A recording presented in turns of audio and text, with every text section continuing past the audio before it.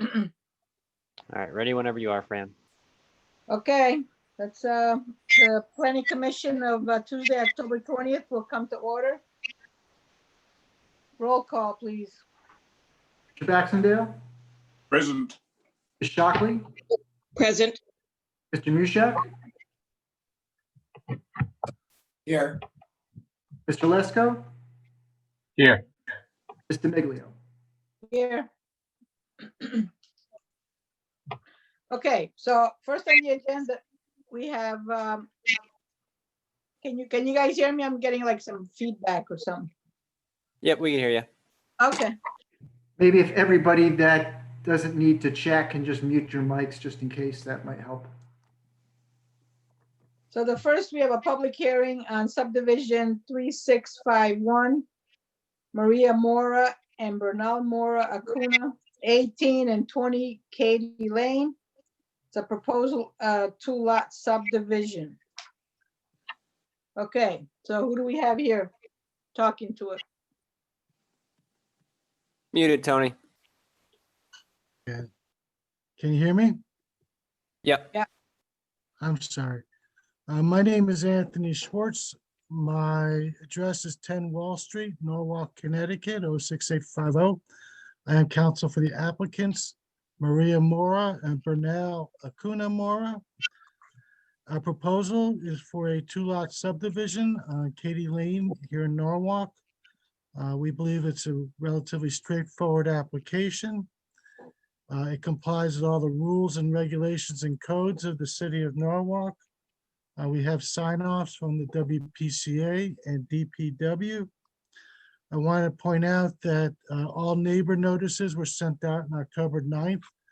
I tried to deliver them this afternoon, but I got there a little after 4:30 and the drop box over on the loading dock was not there. The security guard did not want to bring it up to you. I'm sure they have rules for them, but I do have them here. We sent out 7 notices. I have 6 signed green cards by the recipients. One person I did not get a green card back, but we did make an attempt to get that. I don't know if you have any questions or comments. We're hoping that this is relatively straightforward. Do you have are you showing a map or anything? Like we usually do? I have a map. I can share it if you want to take a look. Thank you. All right, let me know if you can see that. I can see that. Okay. Yeah. So my question is, I just asked, why are we requesting a waiver of the street trees, curb and sidewalk requirements? This is a private road. It's not a public road. There are no sidewalks on Katy Lane. I was there this afternoon. I did not see any sidewalks there on the public portion or on the private portion. There were no trees that were systematically planted. There were just random trees out there. There were some older curbs on Katy Lane. There are none on the extended portion, the private part. Has staff been out there, Brian, to look at anything? Yeah, we've been out there. Yeah, I mean, it's pretty, there's, like Anthony said, there's no curbs there. It's pretty much like an extension of Katy Lane. So it's a private right of way, almost like a driveway. So yeah, there's no sidewalks. I think this part only accesses 3 houses. So yeah, no sidewalks. There's no street trees along there, and then there's no curbs. And what's the issue that's mentioned here, that there's an existing fire hydrant? What is that? So just part of the subdivision regs that states that there needs to be a fire hydrant within 500 feet of the subdivision, which there is.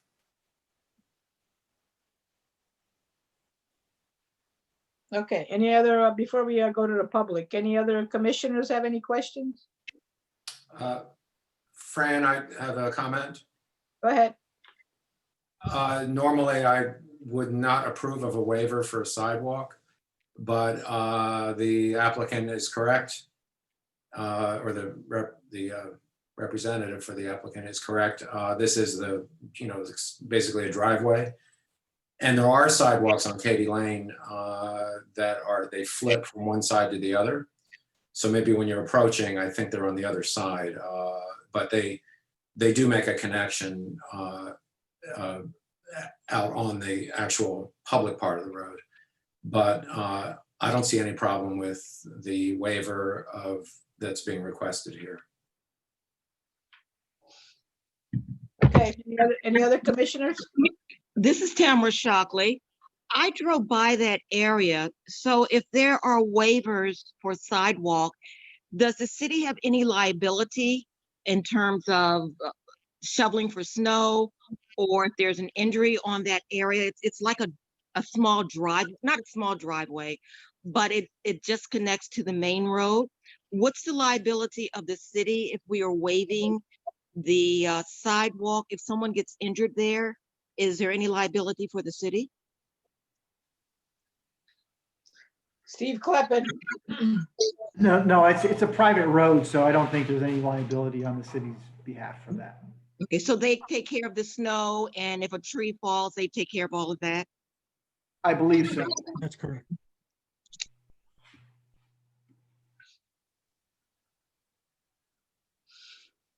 Anybody else? Okay, we'll open up the public hearing. Please state your full name and address, and if you're representing any groups, please say so. There's only one attendee, so if you'd like to speak on this application, if you want to use the raise your hand feature, you go ahead and do so, and I'll bring you over to talk.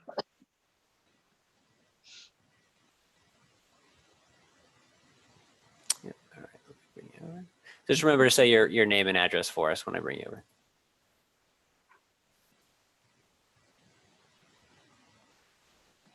Jeff Brown, 96 Old Saugatuck Road.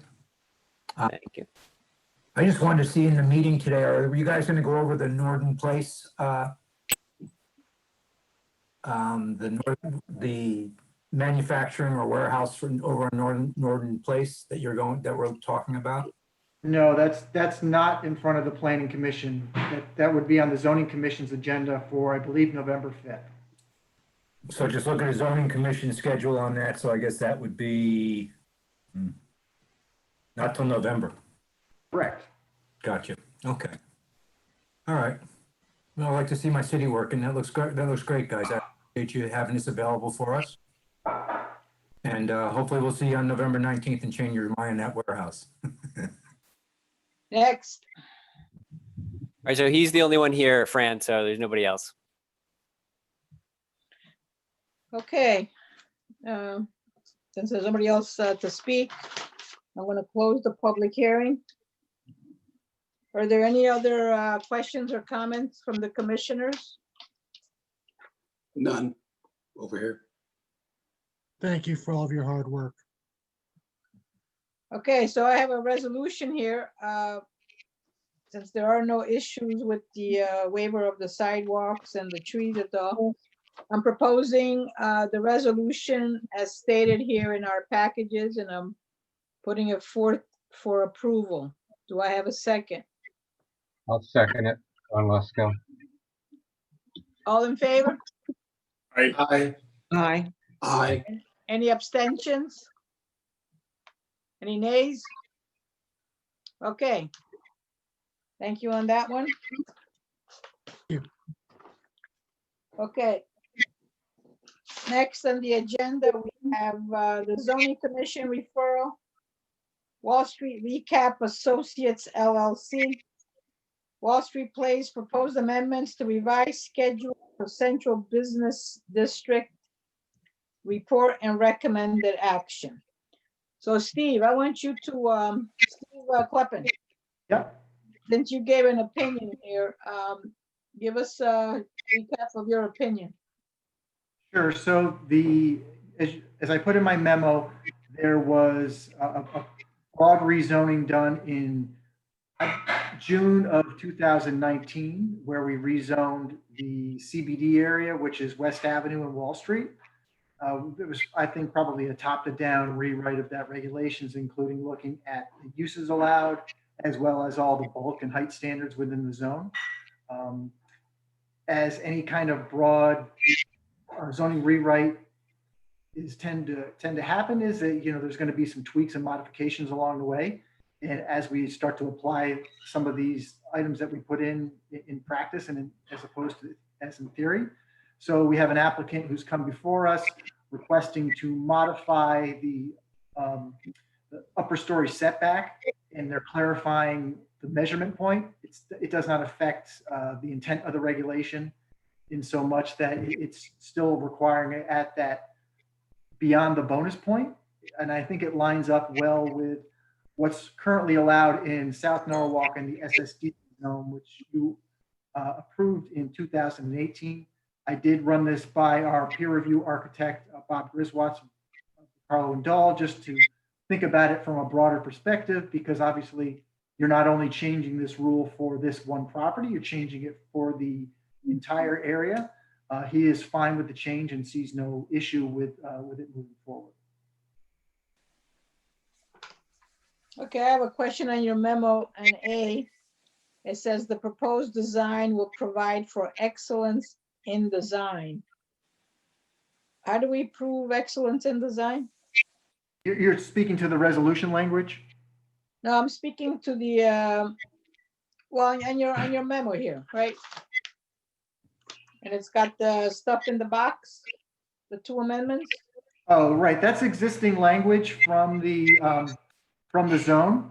So the only change that's actually being contemplated, is the red text right next to number 1. And that provision is if someone's seeking a special permit. This application is dealing strictly with number 1. Okay. So Steve, does that change the design of the present building that's standing there, or does it pretty much stay as it is? Right, so the text amendment is a good question, because the text amendment deals with the new building, which is proposed at the location where the Garden Cinemas building is. It does not affect the existing POCO/Wall Street Place building.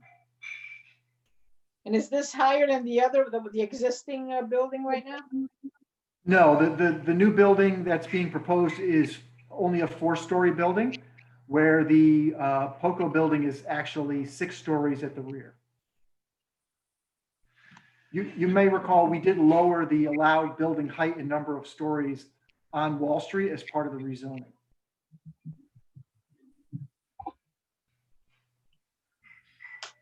Any other commissioners before, is somebody here to speak to the application or no? Yeah, whomever you'd like to speak to. It looks like I see a lot of names here in relation to that application. We have the attorneys for the applicant. I also believe the architect is on, as well as the developer. So if there's anybody in particular you'd like to speak to, I'm sure they can answer any questions you may have. Well, any commissioners, do you have any, before we hear from the applicant, anybody have any comments or questions right now? You can ask them later, but just right off the bat, if anybody had anything they wanted to say. Okay, not hearing anything. Let's go to the applicant. Well, thank you, Madam Chairwoman. I think I'll begin. My name's William Hennessy, and I'm with the firm of Carmody, Torrance, Sandak, and Hennessy at the Stanford office at 707 Summer Street. And I'm here on behalf of the applicants. And I think Steve did a great job of describing the application that's been referred to you by the Zoning Commission. I'll point out that from Kroski Architects, Michael Weisbrod is here, and from JHM Financial, Todd and John McClutchy are here. They are the successor redevelopers under the land disposition agreement, and that's a new position for them that was approved by the Commission of the RDA this July. My partner, Deb Brancato, is also here. I think, Steve, in pointing out that what we're doing, in our view, is a rather minor tweak of the recently approved amendments to the CBD is accurate. There is a provision in that current amendment which requires an upper story setback of a facade. And it occurs at a point in the vertical element of the building. Right now, it's at the 3rd story. There is also a dichotomy within that zone of heights. There's something called base height, depending on what street you're on, and then there's bonus height. And there, in our view, and I think we've demonstrated to the staff by virtue of the building that Michael has designed, the point at which the facade should step back is at the point where you exceed your base height, not that midpoint, which we viewed and we expressed to the staff, seemed to be an arbitrary number. And I'm putting words in Steve's mouth, and I'm sure he'll disagree with me if I'm wrong, but it seemed arbitrary. So we're trying to make rational sense of it and creating that step back of facade at the point where you exceed your base height and go into your bonus height. So, I think what was useful for the staff was to see the actual building and how it affected the street wall and how it didn't create the canyon effect.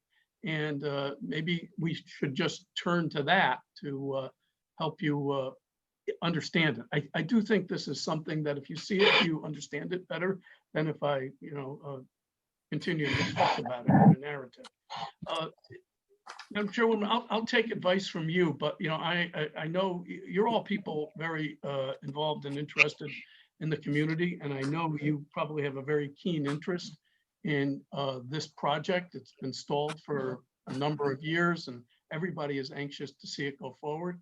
Although it's not particularly germane to the exact reason we're here, we're all prepared to talk as much as you have an interest in the background, what brought us here, how the project will be finished, how Wall Street Place under our concept will unfold for the community, what nature of affordability of housing will be contained, where parking will be, and how we solve some of the biggest problems out there, and what our zoning application requests and why it's necessary that all these elements be approved in order for the project to move forward. But I know I'm looking at your agenda and you have a number of things.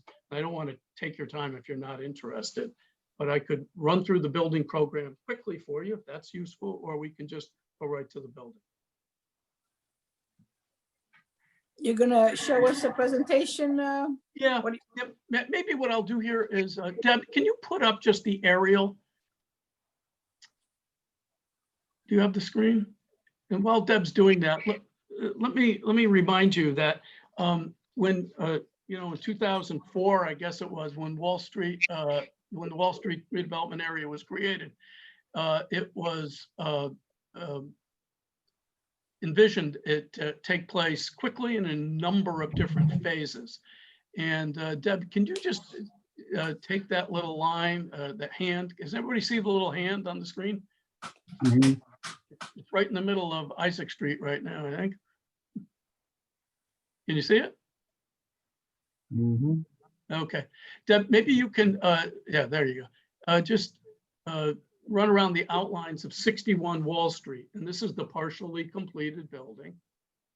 There it goes. So this was to be phase 1 of the development. It was modified several times by the former redeveloper, POCO. And in its final modified iteration, it was to contain 101 dwelling units, about 15,000, almost 16,000 square feet of, call it retail, call it restaurant, whatever.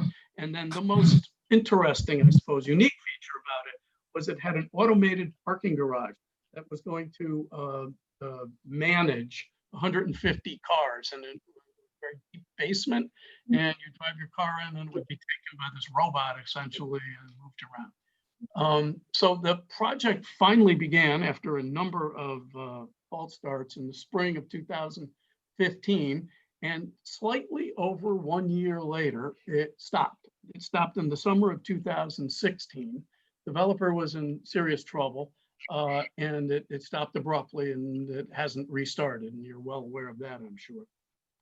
It took about a year after the project was halted in order for the lender, that was Citibank, to acquire title. So Citibank stepped in and essentially took a deed in lieu and became the owner. It created an entity called Municipal Holdings, single purpose entity business that owned the property, but that is Citibank effectively. And they have, they immediately turned to the JHM, to Todd and John McClutchy, who they have a very long relationship with, because Citibank immediately realized it had a real problem on its hands. It had a partially built building, a developer that went bust, contractors that were angry, and a parking system that nobody understood. So they suspected, and JHM quickly confirmed, that the parking system wouldn't work because it was just non-functional. They had a partially built building with a massive cellar and no way to park cars. That's basically what it was. So JHM began working on a plan to acquire the so-called phase 2 property, the Leonard Street lot, and anything else that could serve as a place to park automobiles so the building could be finished. And they were moving along, and then in the spring of 2018, there was a big surprise, and a third party purchased that Leonard Street lot, and it became became not available for parking. So in the few months that came after that, the project went through what it was its darkest moments. So by December of 2018, Citibank realized that it could not meet the criteria of the equity financing source. That was low-income tax credits. That came with them obligations to perform at certain benchmark dates. And Citibank realized it could not, under any circumstance, hit the most important benchmark date, which was completion of the building. It was impossible. So they had to turn back the credit reservations. So those went back, and there was no equity funding for the project. There was no developer for the project because they had gone bust, and there was no parking or prospect of getting parking. But JHM continued on and talked to some of the neighbors. And when the Garden Street Cinema was announced for closing, they approached the Friedmans and struck a deal to purchase that property. And that became the key to solving the parking problem. And that is what brings us to you tonight, because we need to build a building there that was probably never contemplated when the CBD reg was approved. And since that time that the contract was entered into, there have been a number of meetings with staff, with the redevelopment agency, with the Common Council, with the community groups, with informal groups interested in how this development plays out. And I think everybody was quite pleased and proud in July of this past summer when the redevelopment agency and the Common Council approved the amendments to the URP and the LDA, and we were allowed to file for zoning, and here we are. So Deb, do we have the site plan? Because I will just do one other thing, then I will stop talking. I will ask, I will just describe to you the building we'll call it program, and then I'll turn it over to Michael Weisbrod. So what you see on the left is the, in shaded, is the partially constructed building, and you'll recognize Wall Street at the top and the top left, and Isaac Street to the right of the building. That building will continue to have 101 dwelling units. The automated parking garage is completely scrapped. There are beneath the building 40 parking spaces on site. In addition to the 101 dwelling units, there's a very rich package of amenities in the building, and there's just under 12,000 square feet of space, retail space at the ground level on 3 sides of the building.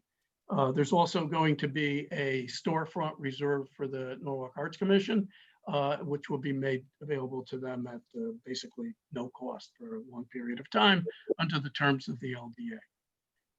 Of course, the 40 units of 40 parking spaces don't satisfy the number of parking spaces required or 101 units, and that's where the second property comes in. We call it either Wall Street Place East, or I call it 17 Isaac Street. It is a 2.5-story garage with 157 total automobile spaces.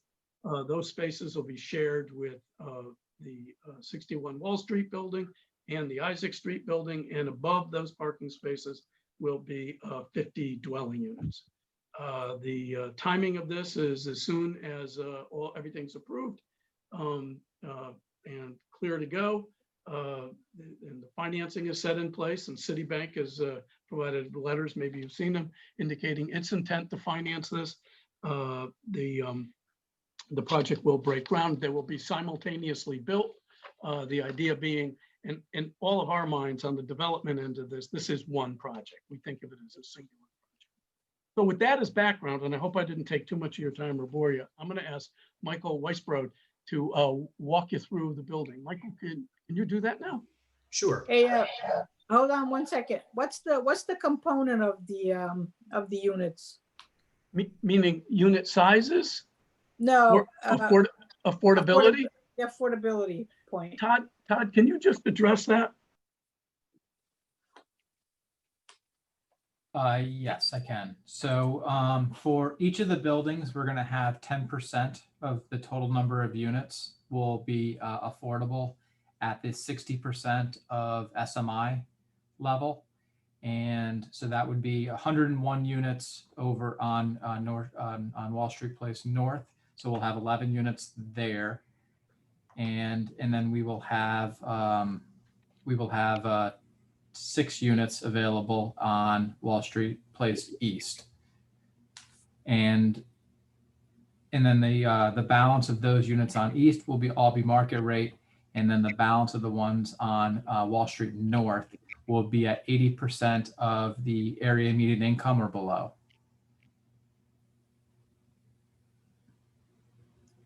And you are Mr. McClutchy, is that? Correct. Yes, Yes. McClutchy. Okay. And Fran, I apologize that when you see an applicant named Wall Street Recap, that is a single purpose entity owned and controlled by JHM Financial, which is the successor redeveloper. So it's all tied together. Both Mr. McClutchy's are the developer for all intents and purposes. Never seen them before, so I was looking for the face there. Well, there they are. Okay. May we proceed with Michael? Yep, go ahead. All right, thank you. Good evening, everyone. My name is Michael Weisbrod. I'm a principal at Kroski Architects in Hartford. I'm going to start the screen share now. So make sure this is working for everybody. Can everyone see the screen and see my cursor? Yes. Okay, great. Thank you. I'll try to be as brief and high level as possible tonight. And thank you, Attorney Hennessy, for setting the stage so well. So I guess I'll just get right to it. So as discussed, this really is a single project, but it's 2 buildings. So I'd like to talk about each building separately just to get the ball rolling here. And I'll start with 61 Wall Street, which I'll refer to as the north parcel. This is the building that's partially constructed. It's also called the Tyvek Temple. Some of you may have heard that nickname before. Before I get going into describing the program and the exterior changes that we're contemplating, I just want to take a moment and explain what we're not proposing to change with regard to this building. The footprint, the upper floor plans, and the massing would remain entirely consistent with the previously approved plan back from 2015 or so. And as mentioned, part of the building, actually the majority of the building, is actually framed and ready to receive external siding. And you'll see that the changes are mostly confined to the basement level where the RoboPark system was contemplated before. The first floor has some changes as well, and the building shell itself will have some materiality changes. So I'll start by just going over the program briefly for the 61 Wall Street. I'm going to zoom in a little bit here. The basement level, again, that was formerly the RoboPark system. We are contemplating some amenity space down there. along with some mechanical spaces. And the first floor of 61 Wall Street is really the heart of the project. It's got a variety of uses. We're proposing over 10,000 square feet of retail.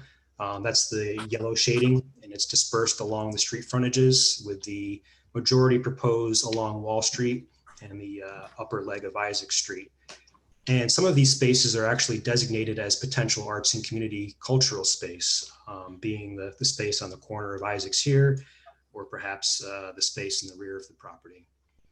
Also on the first floor, we have some covered parking. There was originally covered parking envisioned in the first floor.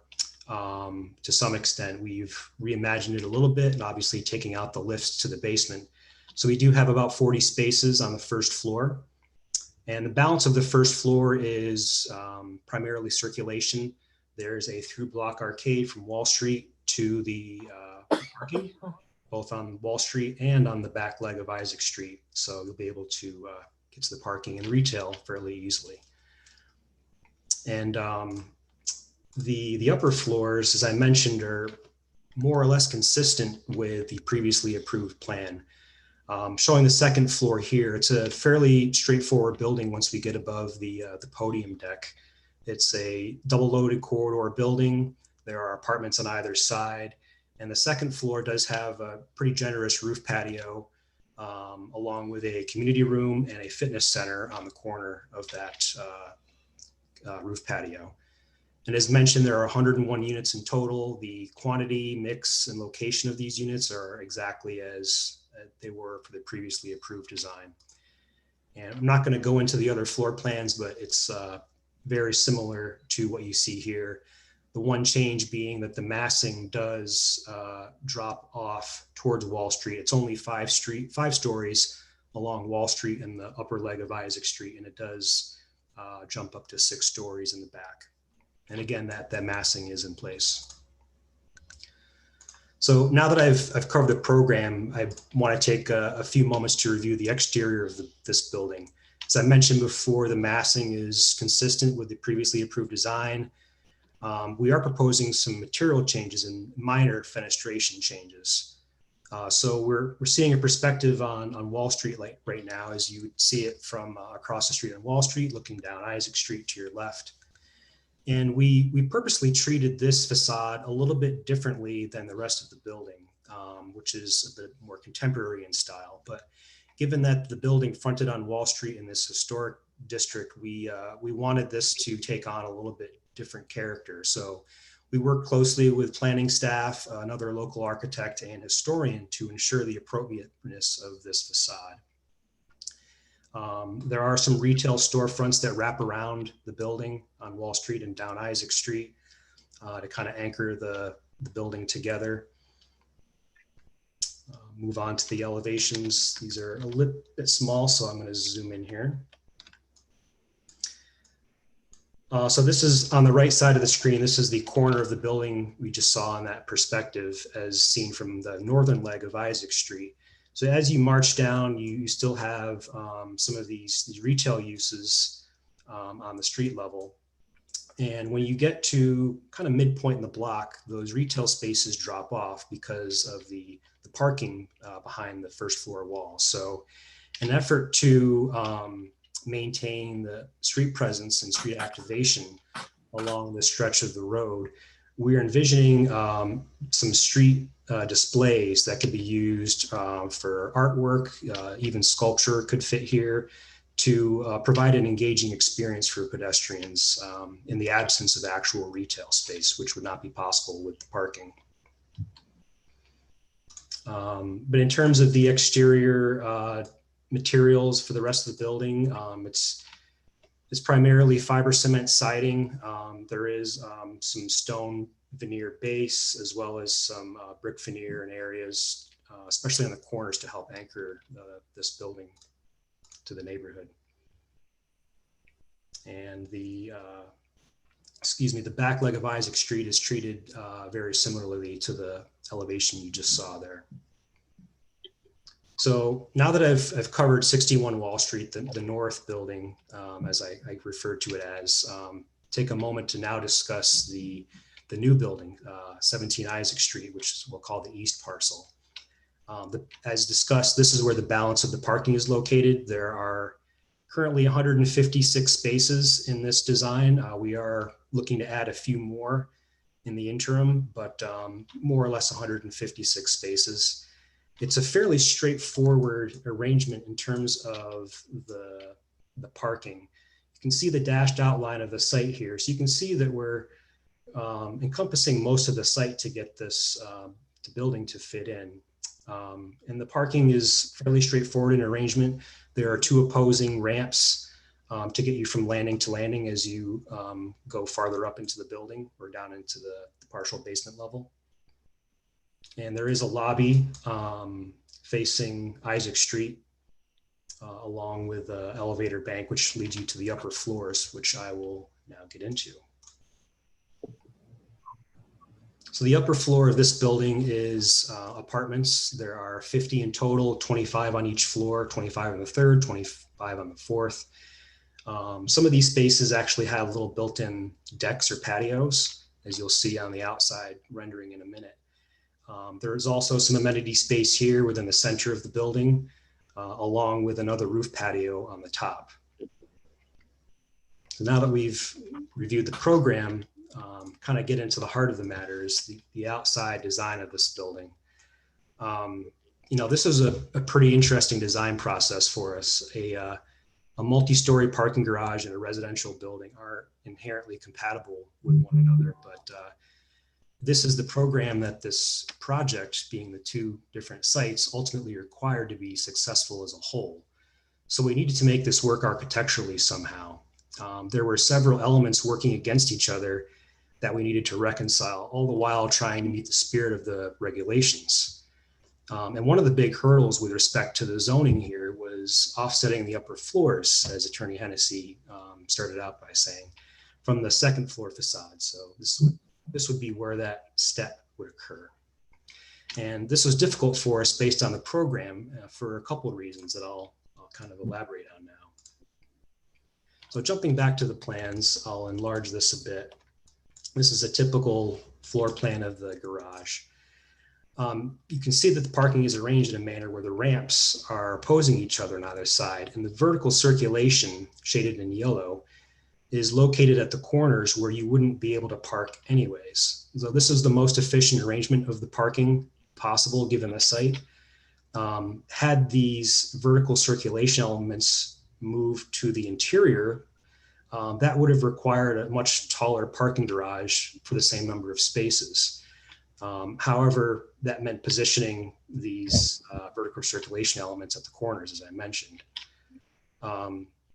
So given the position of these vertical circulation elements, the elevators and stairs, that made it impossible for us to set back the massing a consistent 10 feet around the building at any level for that matter. Another hurdle for us was the stacking of the plans, and it kind of goes hand in hand with the vertical circulation. I'm going to zoom into the upper floor plan just on a part of it, just to make sure you can see these outlines. But the heavy red outline is the footprint of the garage below, and this dashed red line is the theoretical outline of the 10-foot setback around the entire building. So you can see that would have resulted in I'll call it a stepped pyramid design. As you'll see when we get into the renderings, it probably would not have appeared like a normal building. But anyways, with regard to stacking the plans, was most efficient for us to align the upper floor walls and the lower floor walls wherever possible, because the upper floor exterior walls carry the gravity loads of the building down to the columns and beams of the garage below. We did set back those walls in some cases, as you'll see, but doing so more than we did would have resulted in a very inefficient plan. I'll go back to the renderings now. So all that having been said, we didn't want to design a giant shoebox with no setbacks that was in no way sensitive to the neighborhood, and didn't make any attempt to meet the spirit of the regulations, which we understand is to avoid this canyon effect. So we did introduce some setbacks, as I said. It's not a consistent 10-foot setback around the entire building, but some setbacks are introduced where we felt they mattered the most. So we carefully position these setbacks for a couple reasons. One is, I think most importantly, respecting the neighboring properties. I'm going to zoom into the lower rendering here so you can see a little bit closer. So this is a view from the back leg of Isaac Street showing the new garage. And you can see some of the massing on the upper floors is set back. This building in the background is 11 Isaac Street, I believe. It's an existing residential structure. It's about 2.5 stories and our building is 4. So we wanted to respect the massing there. So at that location in proximity to this building, we did set back the massing to again avoid the canyon effect and to help respect the neighboring building. And we ultimately did the same thing on the other side of the building. This is a view looking from the back towards Isaac Street. Again, we set back the upper floor massing so as to provide some relief from the other building, being the 19 Isaac Street. And the other thing that setting back the massing allowed us to do, I'll go back to the front elevation here, is by introducing these breaks in the upper floor, it allowed us to help align the massing with the exposed structure of the garages below. So you'll see here, and we'll go back to the back, and see how these pushes and pulls of the upper story massing start to relate and tie the whole design together. All the while, again, helping provide some relief to the neighboring properties. So again, you know, I think it's, that's more or less it for me. Just to close up, I'd just like to say that, you know, we try to design this with the city's goals in mind. The project aims to revitalize the neighborhood with new apartments, retail parking, and, you know, most importantly, engaging streetscape. And although there is a decent amount of program packed into these buildings, we feel that we've handled the massing of the building as sensitively as possible. And with that, I'll open it up to any questions or comments. What am I looking at? Is that Isaac Street right there? That Yes, top picture? correct. So the top view is if you're looking down Isaac Street towards the new garage. And the building to your right is the POCO building.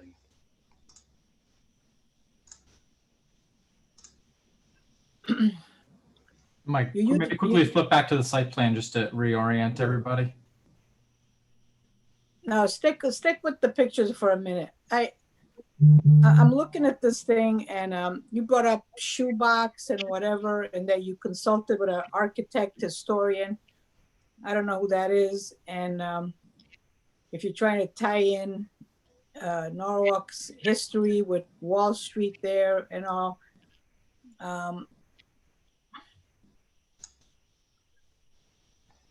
This design to me looks like other ones in Norwalk. I'm going to be honest, no offense to anybody. It's just boxes. That's what it appears to me, that we got the parking garage. I mean, it all looks the same. Like I said, no offense to anybody. It looks like I'm trying to choose the words correctly. It looks like stacked boxes and comments throughout Norwalk on various projects. You know, I've been, I'm not going to use that word, but how did you come up with this design, taking into consideration Norwalk history, Wall Street's history, and Well, Fran, I think, let me just start by saying this building at 17 Isaac is a classic example of form following function. We need to park automobiles. And the simple fact is that, you know, cars and car spaces are rectangular, and it's just a matter of geometry. So the challenge here was how to make a parking garage more visually interesting and more functional than you know, a typical parking garage. And the other, frankly, important thing to remember is that this project will never make economic sense for Citibank, right? I mean, this is a workout. So the concept here was to take that street level where you see the art panels and use it as a way to mask the fact that it's a parking garage. That's what you're looking at there. And then to place above it residences and to articulate the building beginning at that level. Because you can't really articulate a parking garage. It No, needs Bill, to be. Bill, I'm Yeah. not arguing the parking garage. I'm Yeah. talking about the units, the apartments. Okay, Okay, so take the parking garage, a parking garage, if it could be more, there have been in next door cities, you know, Westport, some parking garages that don't look like parking garages, okay? So if you want to argue parking garages, we Mhm. can have that discussion, but right now, I'll leave the parking garage alone. I'm talking about the buildings, I mean, Yeah. the dwellings over there. okay. Well, Michael, maybe you can describe the articulation at that level a little better. Sure. Because there are balconies and there are, Mhm. I'm not the architect, I'm going to use the imprecise term, but there are setbacks and movements, I guess, on the facade of the building. Correct. So You got windows and you got I'm gonna be honest, to me, it's an ugly building. I'll leave it at that. Okay, my opinion. all right, so I'll explain the Isaac Street facade in a little bit more detail here. The main lobby is occurring on the corner on Isaac Street. This is where the central stair tower is. So this goes all the way up to the roof to access the roof patio amenity space. We treated this spire a little bit differently with lighter materials, so it started to fade from the overall 4-story massing, all the while with this cornice kind of tying the whole composition together. And as I mentioned before, the upper story facades, once we get past the parking level, do start to push and pull against each other. So that there is a recess here for this bay. There's another recess here, and this goes back even further, and that's where this neighboring building does occur. And the same treatment is carried through the other sides of the buildings as well. This is the backside facing Commerce Street. You can see how these articulations in the facade, the pushing and pulling, help align the context of the upper story massing to the lower story massing, again, where the parking structure is exposed. How did you tie this into the history of Wall Street? You said you consulted an architect who's also an We historian. did. Yeah, so we discussed this project with staff along with Bruce Beinfeld and Todd Bryant. That comment was primarily concerned with let me go back to the earlier rendering. I'll call this the main hub of the project, the Wall Street facade for 61 Wall Street. So as I mentioned, when I first started talking about the exterior design, this was treated a little bit more differently and specially because it does front on this historic street versus the rest of the project, which was treated a little bit more contemporarily. So I think, I Madam would Chair, say, if I may, Madam Chair, if I may. hold on, without knowing who you consulted with, I would have told you already who it was, because the designs all look the same. You can look on Chestnut Street, you can look at other places on Washington Street. All these designs look the same. That's what we've been hearing from the public, right? Everything looks the same, like a cookie cutter thing. They're square. They got the windows the way they are. So I'm not talking about the treatments to the outside. I'm talking about the design, a box, the little windows, whatever. And Todd is the historian, and as far as I can remember Wall Street, I can't see this tying into anything of historic nature to Wall Street. So I'm going to Can I stop ask a right question? now. I'm going to stop right now and let the other commissioners speak. Go ahead, Mr. Ferguson. I have a question. As far as aesthetics, I think aesthetics is what families are alluding to with the nature of Wall Street historical allure and history. You see the front of that building facing Wall Street. Is there a way that you can round off the third, fourth, and fifth floor, push it out a little bit, but just round it off? Aesthetically speaking, are there any other options that you have discovered or uncovered that might make it more connecting with the historical nature of Wall Street? Because there's other properties that have been labeled and monitored and regulated by Historical Commission Society. So I'm looking to know what other options have you looked at in regards to the aesthetics? That's a good question. And let me reiterate by saying the massing, the structure is in place. The windows are framed. You can't see them because they're covered with building wrap.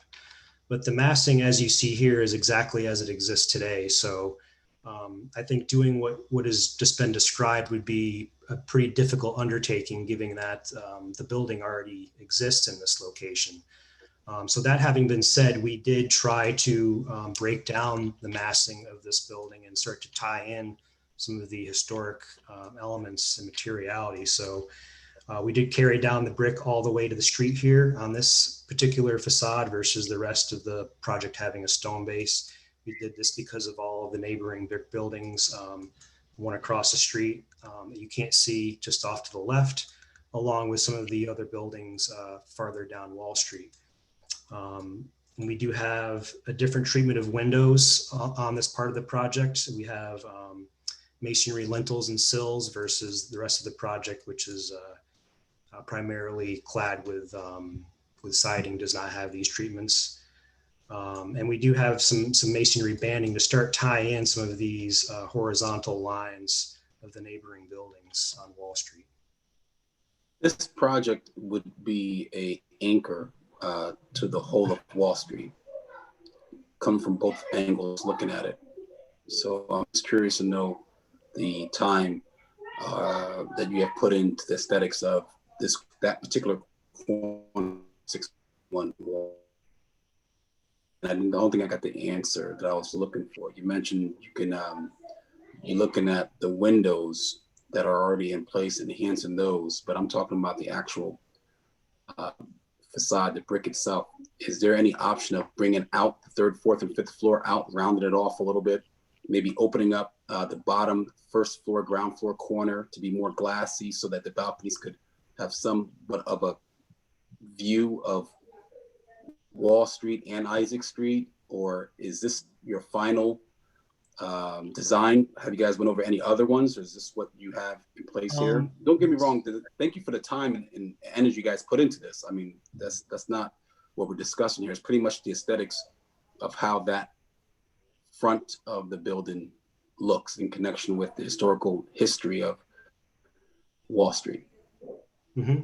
So I don't think this is the final design. We have been through, a number of iterations. I think it's fair to say we're open to making some potential changes here after we discuss. But with regard to your earlier comment of opening up the first floor, we're actually working with a peer reviewer right now.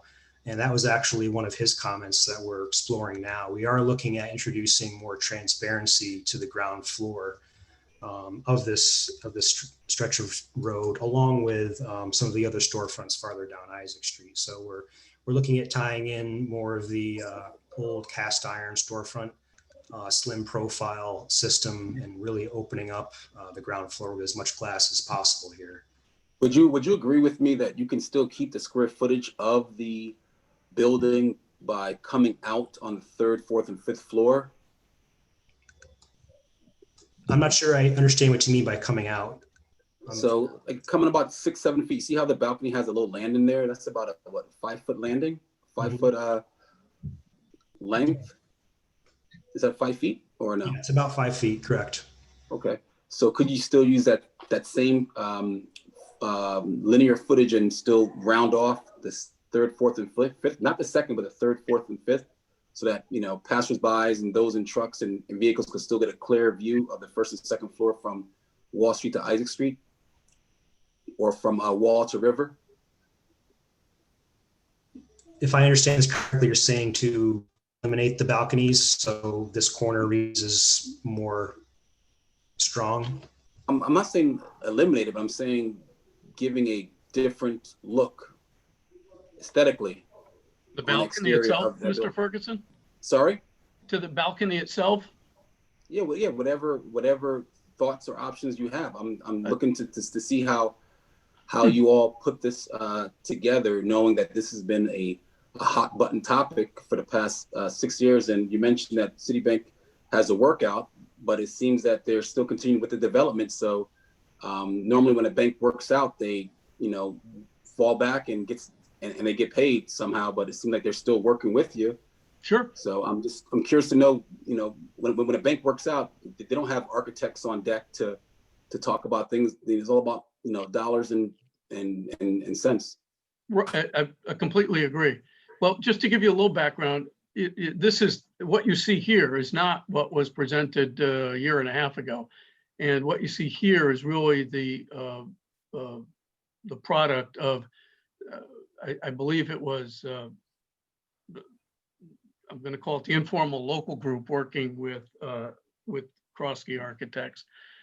Since that time, the city and through the redevelopment agency and the planning commission has retained its own architect, and it meets with us to discuss issues. I don't think this issue that you brought up has specifically been raised, but there's a number of other issues that have been discussed. It's really a collaborative effort between the architect, with one architect saying, have you thought about doing X, Y, Z? And us responding by saying either yes, and it can't be done, and here's why. And then there's that, or maybe that's interesting. Maybe we can do that. We'll try that. So that is kind of a process that is still ongoing. And we're happy to add this balcony thing, which frankly, I haven't heard expressed before, but Well, I'm saying it because if you look at Wall going up to River, you see the Bank of America property, 16 River, see how that's rounded off? So you're looking at two pivotal corners of that, of the 4 points there. I don't know if you have a Steve Kleppen, if you could do an aerial view of that. Yeah, so we can Deb, have can you grab the screen? And Steve, maybe you can describe the architectural peer review process a bit. And I'm not looking into detail. I'm just, we all know that it's been an eyesore. It's been a empty space for a while. I'm just looking at your thought process as far as the aesthetics of that corner, because that will be an anchor. And looking at the connection with 16 River, you have an opportunity here to really speak to those informally and to those that have been involved with this from the beginning, up until now, that could really, not just ease the minds, but really give Wall Street that character. Because when that building was taken down, a lot of that character left. And this could be an opportunity, Bill, to showcase your experience and talent. Okay. Hey, I have a question for Steve Kleppen. Yes. What is, peer review, the local group, who's been involved with this design? But just to clarify a couple of points, the zoning commission, as part of their regulations, since this is a special permit application and also site plan approval, undergoes architectural peer review on this. So the city has an on-call, actually has a couple of different on-call architects that are at our disposal. One of the firms is DeCarlo and Dahl out of West Haven. They're the firm that's looking at this application. So they deal with Michael and his team and go over issues. And as they indicated, that they make recommendations, there's back and forth. And then ultimately there's a report given to the zoning commission. And then the zoning commission needs to, make some findings and determination regarding to design and things that they'd like to see. Hopefully that's done in collaboration and cooperation with the applicant. I also spoke to Bruce Byfield and Todd Bryant about this application. I think they were informally consulted as part of the approval process. They both provided input. I don't know if it's fair to say that this is anything that they wholeheartedly endorsed from a design perspective, but I know they were consulted and did provide input. Can I speak? Go ahead. I think this is a good balance of historic and modern. It's a hybrid. It's a lot better than what was originally presented, I think, a couple of years ago, or even longer. And I agree that the bottom floor could be more transparent, so I agree with Steve Ferguson on that matter. And the architect did say that was an area of concern.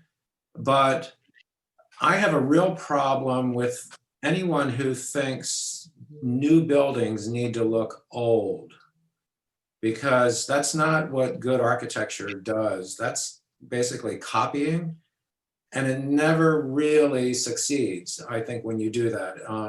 I think this is an experiment that has gone wrong in a lot of places where design by committee has said, we have to make it look old. And that actually violates the National Trust for Historic Preservation, which when you insert buildings into historic areas, you want to differentiate them. You don't want them to look like phony replicas of what was there. That's actually, it's a standardized thing to have contemporary buildings look contemporary. So I have no problem with this. I think that this looks pretty good. I think the rationale for the text change is smart. And I think the material of the brick is enough. I think the lintels and all of these details that we're looking at are good. I have a pet peeve about depth, fenestration it's called, the depth of the windows. I do like to see more shadow, if at all possible, by increasing the thickness of the material on the facade so that it really does look substantial. But it looks like that was done here, and the brick. Sometimes the brick is a very thin brick that is a veneer that's put on that doesn't provide the shadow effect, and so that's just, we've seen that happen on previous buildings. It was done successfully at the Iron Works, which replaced an old factory, which a lot of us were sad to see go, but I thought that the Iron Works project was successful in terms of replicating something that was there, but not trying to be an exact, like an exact replica of a historic building. But the depth of the windows, the materials on that, I thought were better than they were at Waypoint. I remember that discussion probably about eight years ago.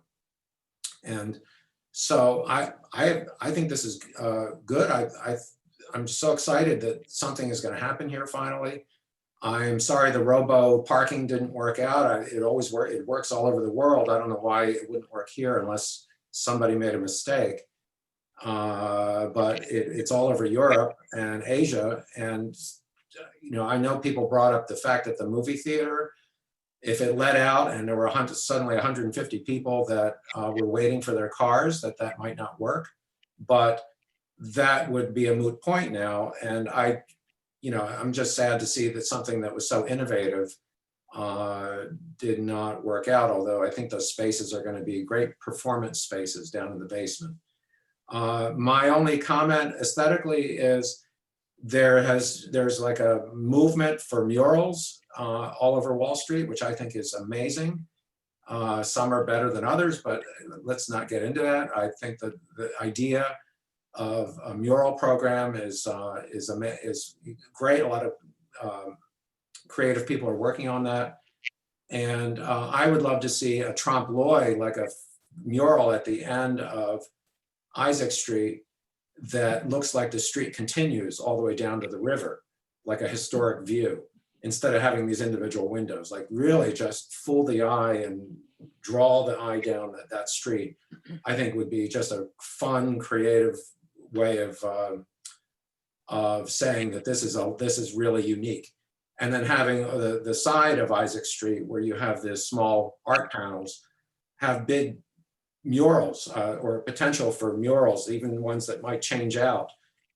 They can do that with advertising paper, like a billboard, and you can do all kinds of fun things on the street level, because it is we did lose some of that street front, but I think there's a potential there to, with the Arts Commission, to take the mural thing and apply it onto this building. Certainly those facades that face the Divine Brothers on the back, the parking garages, they could be muralized, if that's a word, and activated and animated.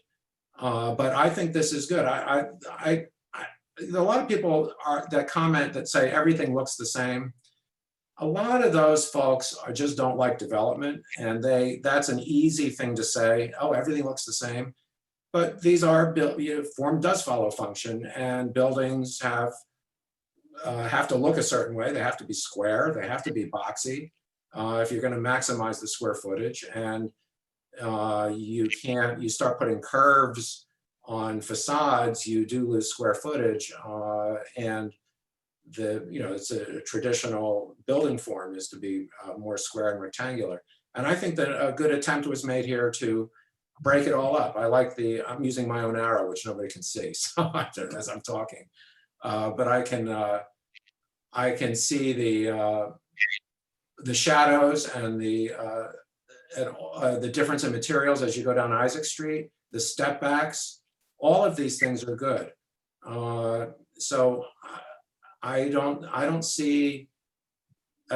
an issue personally, and I'm a landscape architect, so I'm used to speaking the language of aesthetics, and I think this is pretty good. Hey, Mike. So I'll give you an example. No, hold on. I'll give you an hold on. example, Steve, just as a Steve, reference. Steve, Okay. Steve, hold on 1 second, hear please. you. Yep. If you're alluding to my comments of historical, and you can speak directly and say I didn't agree with me. Historically, I didn't mean put up old buildings. Like in East Norwalk, the TOD has nautical theme, right? So I'm not looking for old buildings like Wall Street was, whatever, some tie-in. To me, the boxes that we have here, and I'm going to be honest, I could pick a whole bunch of places here in Norwalk and they all look the same. You brought up Ironworks. I was there on the planning commission with Ironworks. They were an extra story came up because they were going to keep the bricks, the original bricks, which were, there was an architect on the commission at the time that they were amazing bricks. Then they come back and said, nope, we can't use the bricks. So whatever is there now is being used. So I'll use the word similar, okay? This design is similar to other ones around town. And what I was looking for is some initiative of creativity, if you will. And no offense to anybody, okay? No offense to anybody on this stuff. It looks similar. So we've been waiting a long time for Wall Street to take off and be not what it is today. And we've been at this, what? Almost, I don't know, it's over 10 years, whatever it is. And those were my comments of the historical place and whatever, not old buildings, but some tie-in to the historical concepts of way before. And it meant something, right? Wall Street. And I'll stop there. Steve Ferguson, go ahead. Yeah, I just to make a comment. I have some references for you all. Blueback Square in West Hartford has kind of a thought process. If you all want to just look into that to see how they design that in the potential commercial retail area, might give you some easy pointers of direction as to about a major change here. I'm just telling you, just based off of my purview, knowing that I was involved with Ironworks and also this over the past 12 years. And I just think we just have an opportunity. And you have an opportunity, you have those who are informed, just look into it, do some research and just look at some options and make some changes. Mr. Kleppen has heard you, and I think he's working closely with your peer review architect. And he's really good at it. I agree. This is Tamara Shockley. As I'm looking at the buildings, why can't you just, and I'm not saying change the square footage or make any major change to the architecture, but if you look at the buildings next to it, the community, I think it's Fairfield Bank, is there a way to deal with the finishes of the building? To emulate the finishes of the buildings next to it so that it will be incorporated in the community? Because I think what we're talking about here is, yes, right now it does look boxy. It looks like most of the apartments in Norwalk. But if you can put time and effort into the finishes of the building so that it will blend into the community, a number of those buildings on Wall Street were built in the 1800s. And it would be good if there could be a reflection in the finishes of the building to reflect the historical nature of Wall Street. Would that be a possibility? And the second question I have is, as I'm looking at these apartments, I don't see green space. And I know there's a park across from the apartment building, towards the right-hand side. Has there been any effort, and I don't know whether it would come under this, to revitalize that park so that the people who are going to be living in these apartments will at least have access to some green space? Two very good questions. Thank you, Commissioner. To address the first one in terms of tying in the building to the old buildings, I think one of the previous commissioners, I forget the gentleman's name, Michael, made a reference to something I'd like to talk a little bit about, is that's disguising a new building as an old building. So we're walking a fine line here by trying to draw context from these old buildings, but not trying to recreate them. So again, that's why we're pulling certain elements in terms of materiality and treatments from these old buildings, but we're not trying to replicate them and trying to, carry a certain cornice over to our building. We're using similar materials and proportions to the building to help provide a context. But again, this is a new building. It needs to read as a new building, so it's not confused as a historic building. That's the philosophy here. And the second question with regard to the green space, we are in fact envisioning some green space. I'm going to pull up a later rendering here. So this is the view from Commerce Street.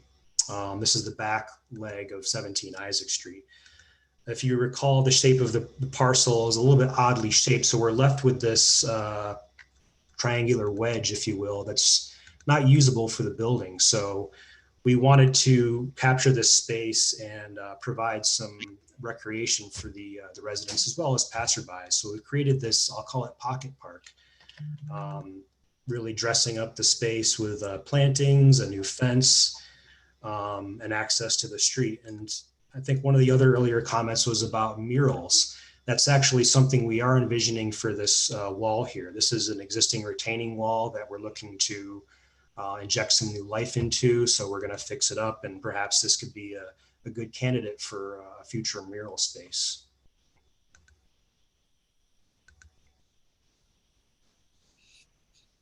Michael, perhaps you could point Ms. Shockley out to the building contains open space.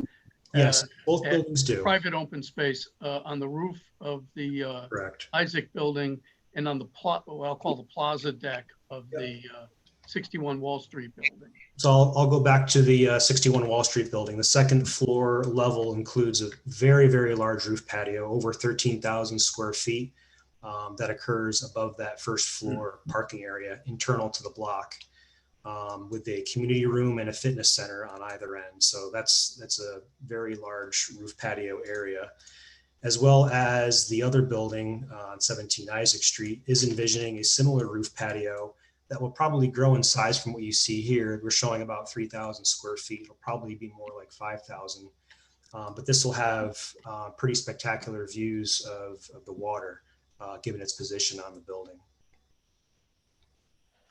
And so I'm clear, Ms. Shockley, which park are you talking about? Because I'm not. There is a park, and it's probably a city-owned park across the street.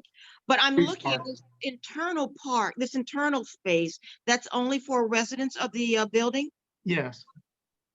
Yes, and that would be, secure place inside the building, really. The park need to is be arrested. Breeze Park. I'm sorry, Steve? Breeze Park. Breeze? Is, Freeze. Steve, Freeze. Gotcha. is there any plans to renovate that particular park? Because if you're renovating Wall Street, you think of walking traffic, and you want people to walk and to enjoy the stores that you're opening up, and then to somewhere to sit down by Norwalk River and just relax. Is there any plans in the renovation of Wall Street to renovate that park? Yeah, the redevelopment agency had actually put together a plan to actually add an amphitheater there and add seating. But at the present time, the price tag is way beyond what can be afforded.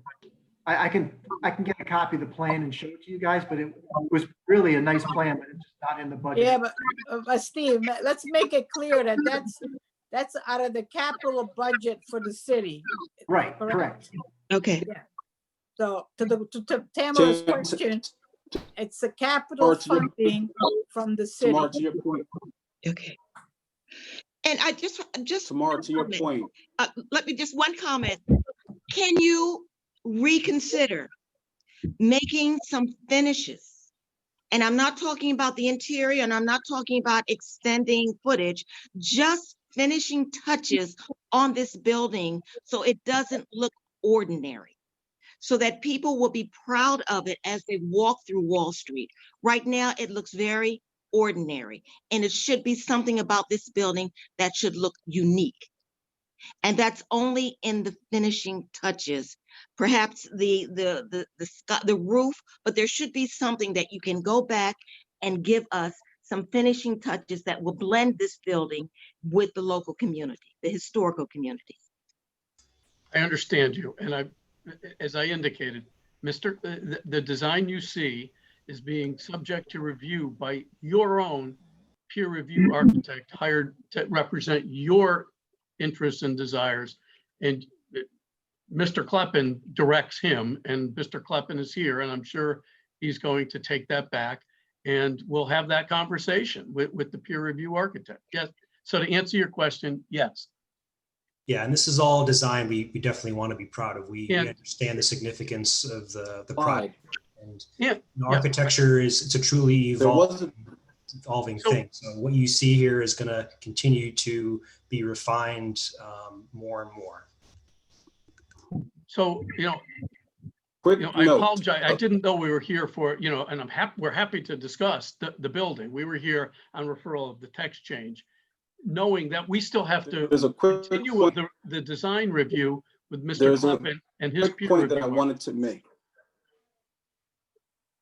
There's a quick point I wanted to make with the last slide that was shown.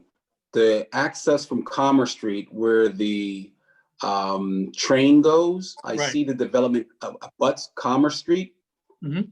There's a way, I saw a stairwell. Could you access that development from Commerce Street? As a pedestrian, you could get up there and walk. Yeah, I suppose. Right there. Perfect. So right there, I'm happy to see that because you're able to connect pedestrians from Commerce Street to the Isa Street part of the development. That's really great to see that happen right there. Exactly, right there. So I want to. We tried to envision what Commerce Street might look like 10, 20 years from now, and it might look very different. And to Mr. Musak's point, I think that's the mural opportunity for someday maybe, because there's a lot of people on a train that go by that. That could be a special spot. So we've been thinking about these things.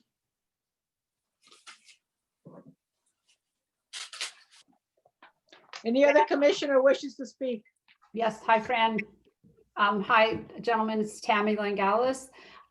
Thank you for the work so far. And I'd like to agree with Ms. Shockley that the finishes are what's going to make this.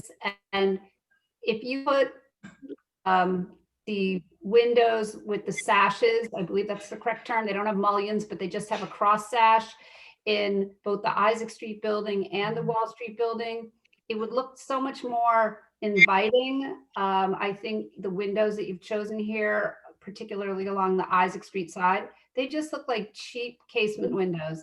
And we are trying to make this better. I know there are a lot of costs involved for you, but it shouldn't look cheap. It should look nice, because the old buildings that were there were quality build. They just got run down over the years. And whatever you can do to green it up, in the renderings, the trees always look really nice, but in reality, sometimes they're not going to thrive right there on the sidewalk with hardly any water. So I think taking all those little things into consideration is really important.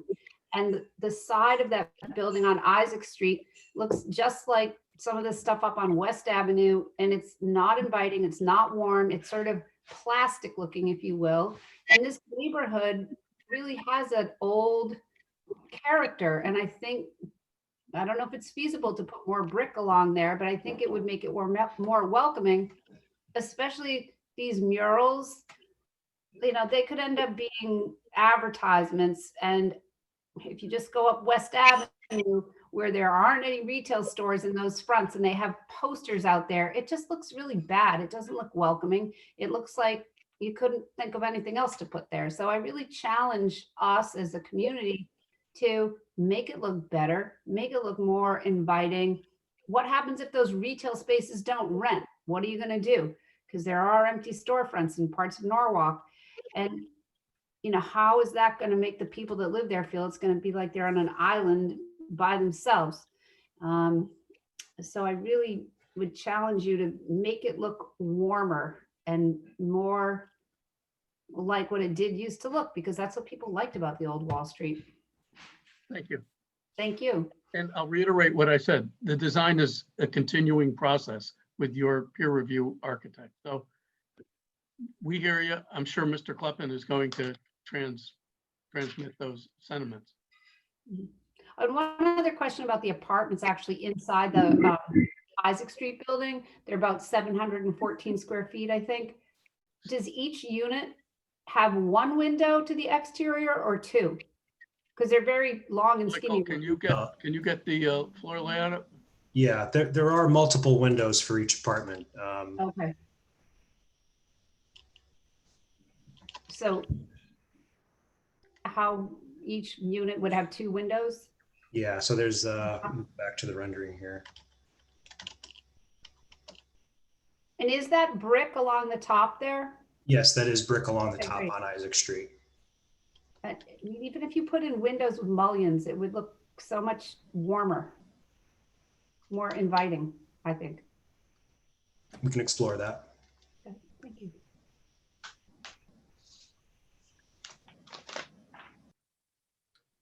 Tammy, you mean the kind of windows that are right behind you? Exactly. Mullions. You could just go like this. Right, there you go. Real mullions. Yeah, you got a good point. And I really challenge us as commissioners to think about these little posters along here. I mean, murals, yes. I mean, we have some people in the neighborhood that have done a lot of murals, but it can't just look like a brick wall that feels isolating and sort of, you know, lonely, if you will. I know you're trying to hide the parking lot, and I know that's a challenge, but got to make it look better. I'm also worried about the parking, the number of parking spaces with the number of housing units, and what happens if that theater opens and we get over COVID? Where are the people that go to the theater actually going to park? I mean, as it is, this project is now over parked for your parking regulations, so we feel very comfortable with the parking. But just to clarify, not to challenge you, so there's approximately 150 units of housing and 150 parking spaces between the two buildings. That's one car per unit.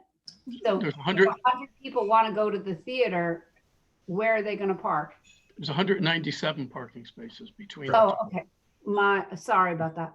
So there's 50 extra parking spaces if everybody in those buildings has a car. Yep, And yep. not every single person will, but I would bet you the vast majority of people are gonna have a car. We, that we lives- feel very comfortable about the parking numbers, I guess is what I'm saying. And in terms of the context of other projects, we're generously parked.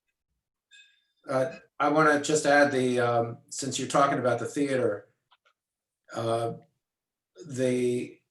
a lot of times people don't realize how close the Yankee Doodle garage is to the theater. It's exactly true. And that's been an ongoing problem, that there's this huge parking asset that city owned.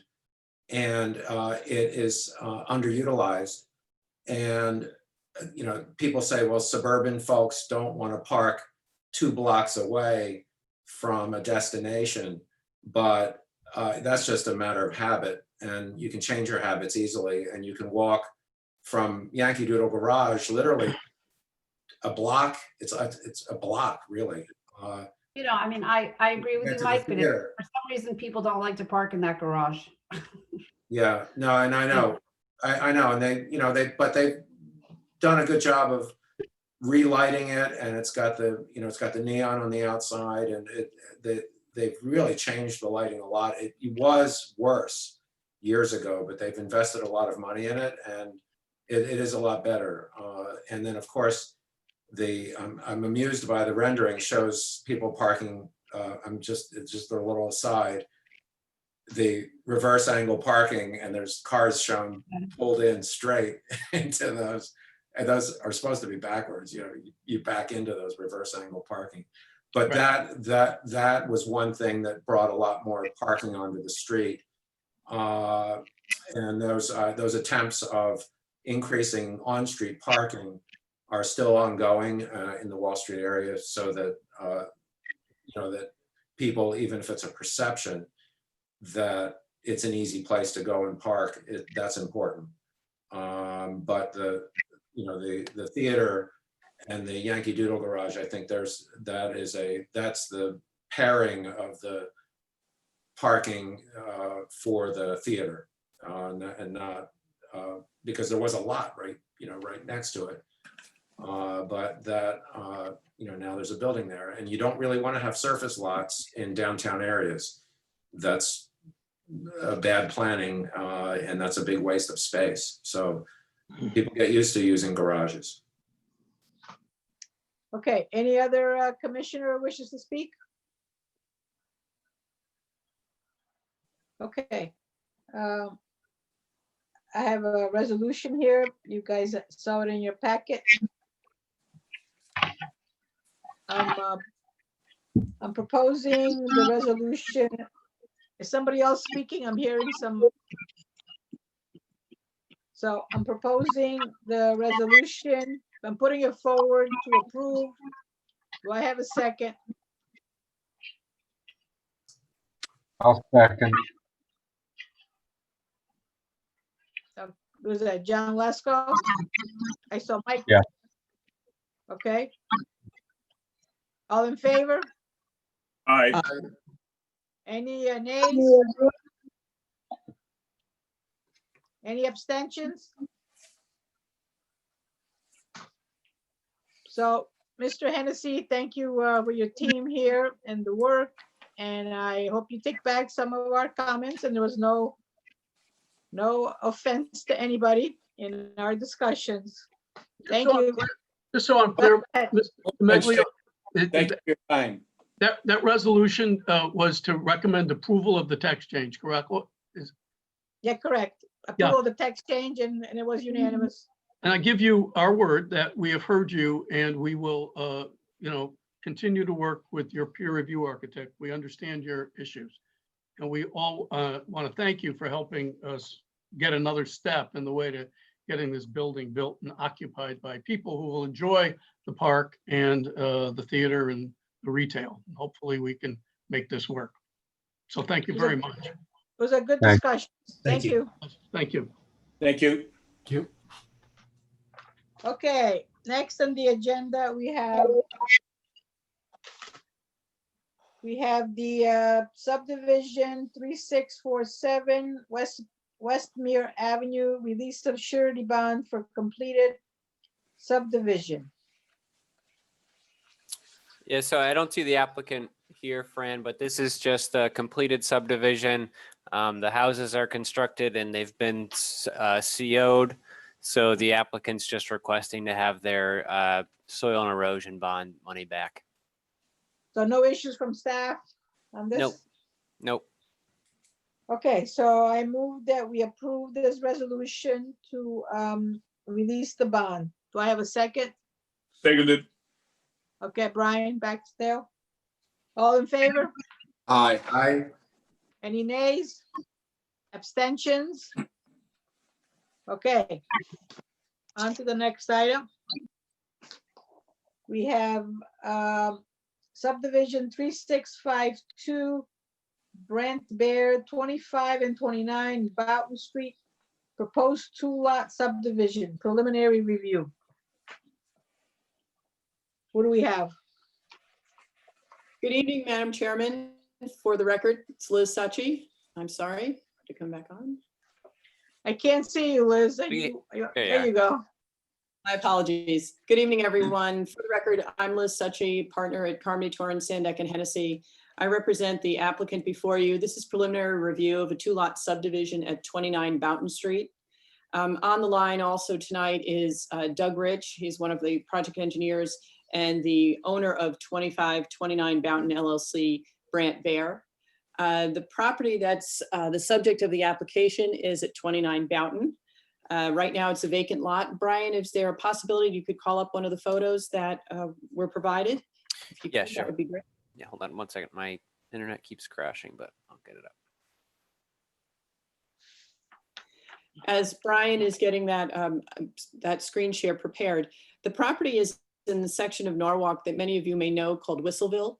And it was called that because of the railroad tracks that transverse around the area and the noise from the locomotives. So those of you who have traveled around, whether it's Boughton or Podmore or Buda, that whole area has that specific nomenclature.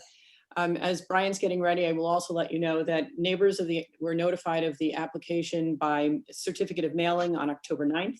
One neighbor contacted me about a week and a half ago to discuss, and another neighbor contacted me today, and I'll be talking to him on Thursday. The property is about 14,000 square feet, 13,350 plus or minus. And as I said before, it's vacant land today. And the proposal is to subdivide it into 2 lots. Each lot would meet or exceed the minimum requirements of lot width and lot area. And if all requisite approvals are obtained, then each lot would be developed with a 3-family dwelling on each of the lots. We have submitted the application to the Department of Public Works, Water Pollution Control Authority, Fire Department, and South Norwalk Electric and Water. So far, South Norwalk Electric and Water has returned its sign-off. I have not yet heard from the Fire Department, Public Works, or WPCA, but I have reached out to them on October 8th and then again last week, and will continue to do so. But I see no reason why we will not have their sign-offs prior to whatever date you decide to schedule this matter for a public hearing. The lots are currently served by city sewer and water. Parking for these 3 units per lot would be provided on site. Curbing and sidewalks exist today, and if they are in any state of disrepair, those would be repaired. And the requisite street trees are proposed in front of the lots as required under your regulations. I don't know how much in depth you'd like us to go into the stormwater management plan. We certainly can do that, but the screen in front of you is the existing conditions. It's basically used for parking of vehicles. So where's the lot? Is the lot where the cars are parked or near? You're seeing the entire lot right now. The car that's parked on with the license plate C249482, that's generally on the sidewalk. But the lot in the back where the vehicles are and also that hill in the back, that would be the entirety of the lot and then split in 2 if all approvals are received. I'll bring up the site plan. You bring up the proposed subdivision map. So as I mentioned, there are no waivers requested of either sidewalk, street trees, or anything else. The lots meet or exceed the neighborhood business zone requirements. And it's a straight 2-lot subdivision. Madam Chair, if you recall, this was a lot that was looking to have 11 units some years ago. And I'm happy to see that there's only 2 multifamilies rather than 11 units that was proposed to us before years ago, but they never built on it. Yeah, I thought it sounded familiar, Steve. So this is the proposed subdivision plan, and you'll see the proposed lot line is directly down the center. And the circles in the front are the 4 street trees, 2 per lot, in accordance with the requirements. There, I think, 3-inch shade trees. The requirements for under the regulations are 3-inch for shade trees and 2.5-inch for flowering trees. And I believe these are 3-inch shade trees. That's generally it. Each lot is in excess of the 5,000 square feet required. One is 6,800 and the other is, I think, 6,700. There must be 50 feet of frontage along Boughton Street, and each lot has either 50 or 50 and a half or 52 feet of frontage. So they're completely compliant lots. No variances required of the Zoning Board of Appeals. And if you would like to hear from Doug Rich with respect to stormwater management, we're happy to discuss that with you. Or if you'd like to leave that until your public hearing, we can certainly address that at that time. Well, commissioners, anybody have any questions, comments at this time? Yeah, I'd like to just say that this looks great to me to bring more housing close to the train and in an area that could use more housing. And the stormwater plan will improve the runoff off this site, which right now currently is not filtered. And it will filter it up to a 25-year storm, and then any excess will still be filtered, but it will then go into the storm system. But it really is holding all the water that currently drains off the site with whatever it's pollution it's carrying. So it's going to be an improvement. A lot of people don't realize that new developments have to follow new guidelines, and they actually improve. You know, they think of new development as somehow adding to runoff, but with the regulations that we have, it's actually filtering it and improving the quality of the water so that any oil or pollution that's currently running off will be trapped underground, and then what goes out into the storm drains is going to be a lot better. So that's all I'm going to say. I just have one comment. Go ahead. Because I'm familiar with the area. Height is my only concern. Are you looking to do parking underneath? Looking to have 35 feet high?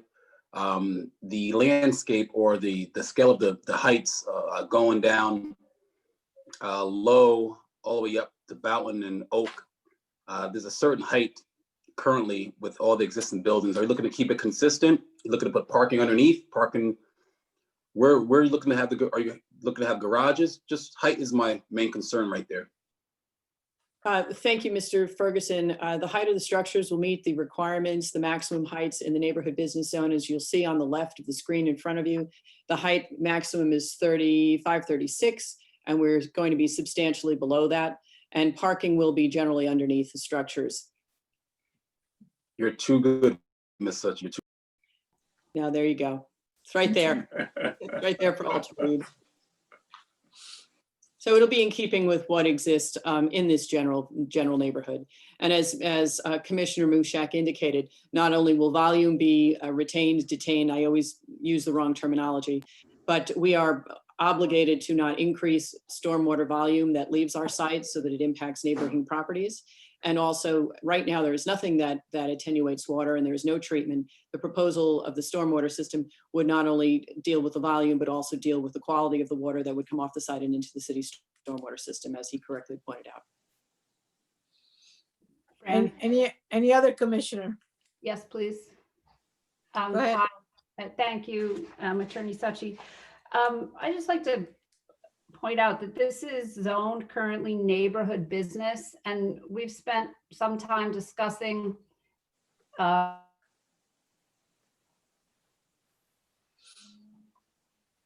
And we lost Tammy. What happened, Brian? Yeah, Tammy, used as a you're cutting in and out, Tammy. Okay, sorry, I'll try to sit closer to my microphone.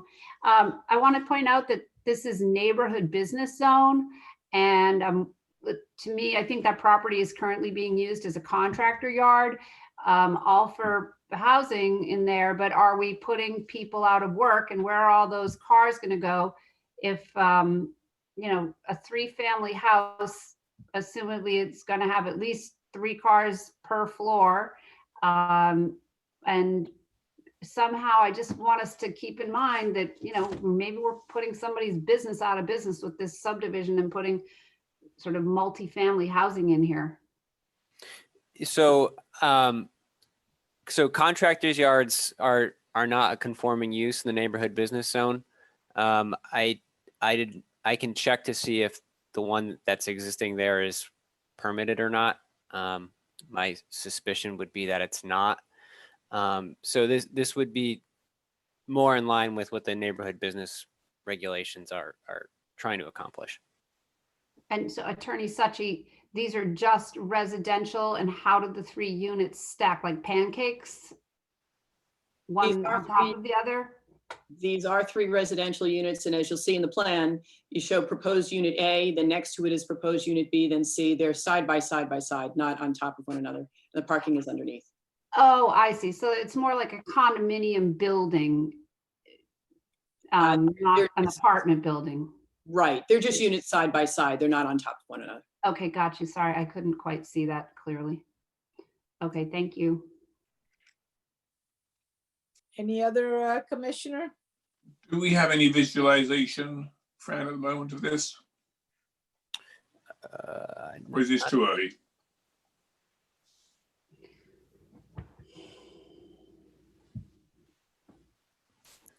Liz, I don't think you guys had architectural drawings yet, right? No, we didn't provide them with the application, because typically they're not required, but for the public hearing, if that would be helpful, we'll certainly have them available, and you can take a look at what they look like, along with what the streetscape would be and on the elevation, if that's helpful. Thank you. Thank you. It looks extremely interesting, I think. Okay. Well, Liz, if you're going to be tasking anybody with renderings, I would propose to show actual, you know, within the context of what's there versus computer generated renderings. we will do the best we can to set the proposed structure in the context of the neighborhood, recognizing that you just don't want to see it in isolation or something that doesn't reflect what surrounds it. We'll do our best to do that. Thank you. And I mean, just starting with you tonight, but we're going to be passing that that theme along to everybody, because when things come in that appear in the wilderness with like there's nothing around, just doesn't make any sense. Okay. So thank you. I'll certainly speak to my client, and we will do our best to provide you an rendering elevation in context. So may I ask that this application be scheduled for hearing next month? That would be great. Yep, I was gonna say, well, I was gonna commend you on the package here. We don't usually get these complete packages of everything is here, including the stormwater study, which you know, all the information. So it was a complete package. Thank you. And I was gonna ask Brian, can we schedule this for next month? Yep, we'll have it on there. Well, that's Okay. great. Thank you very much for your time, for your patience. I hope you have a pretty quick end to your meeting, and we'll see you next month at public hearing. Thank you. Thank you. Okay, next we have subdivision 3653 Davis and Tina Mangold, 33 Yarmouth Road, proposed 2-lot subdivision preliminary review.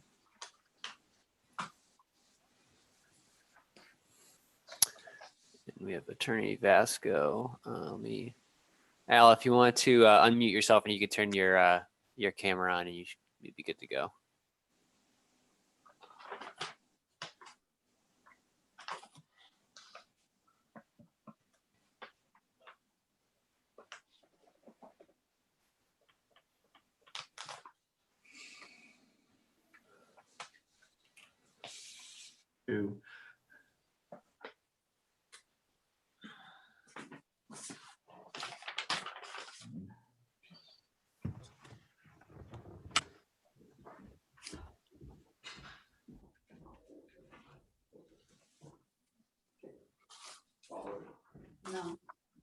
can you?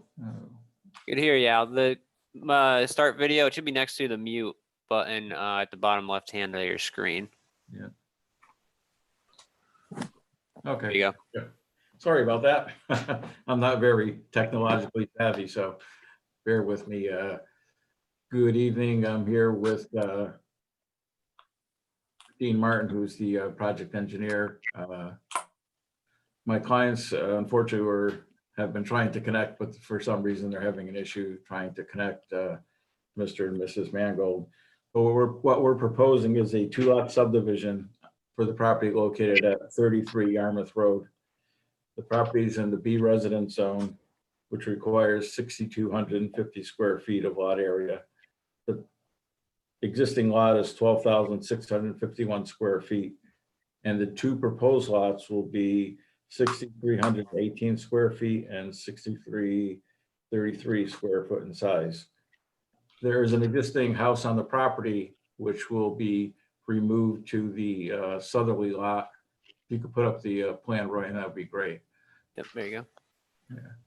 So you can see the southerly lot will, the existing house will be removed to that, and a new residence will be built on the northerly lot. The existing house was built around 1908, so it'll be somewhat of a challenge to move it, but the contractor believes that it can be done safely and securely. The property is not in a flood zone, but it is in the CAM zone. The proposal calls for on-site drainage, and you have the drainage report and the maintenance plan for the drainage systems on that were submitted with the application. There are sidewalks on Yarmouth Street. There's really, I wouldn't say that there's actually really a curb there. The sidewalks are basically cement, but they're very narrow. I mean, basically maybe one person could walk on it. When I was there taking some photos that Brian has, most of the people who were walking or biking in that area were actually walking in the street because the sidewalks are extremely narrow, as is the street. But we will certainly provide the sidewalks and fix them to the extent that we can. The existing sidewalks. We believe that the proposal meets all of the subdivision and zoning regulations, and we ask that you look favorably on it. Dean Martin, the project engineer, is online, so if you have any questions, please feel free to ask them.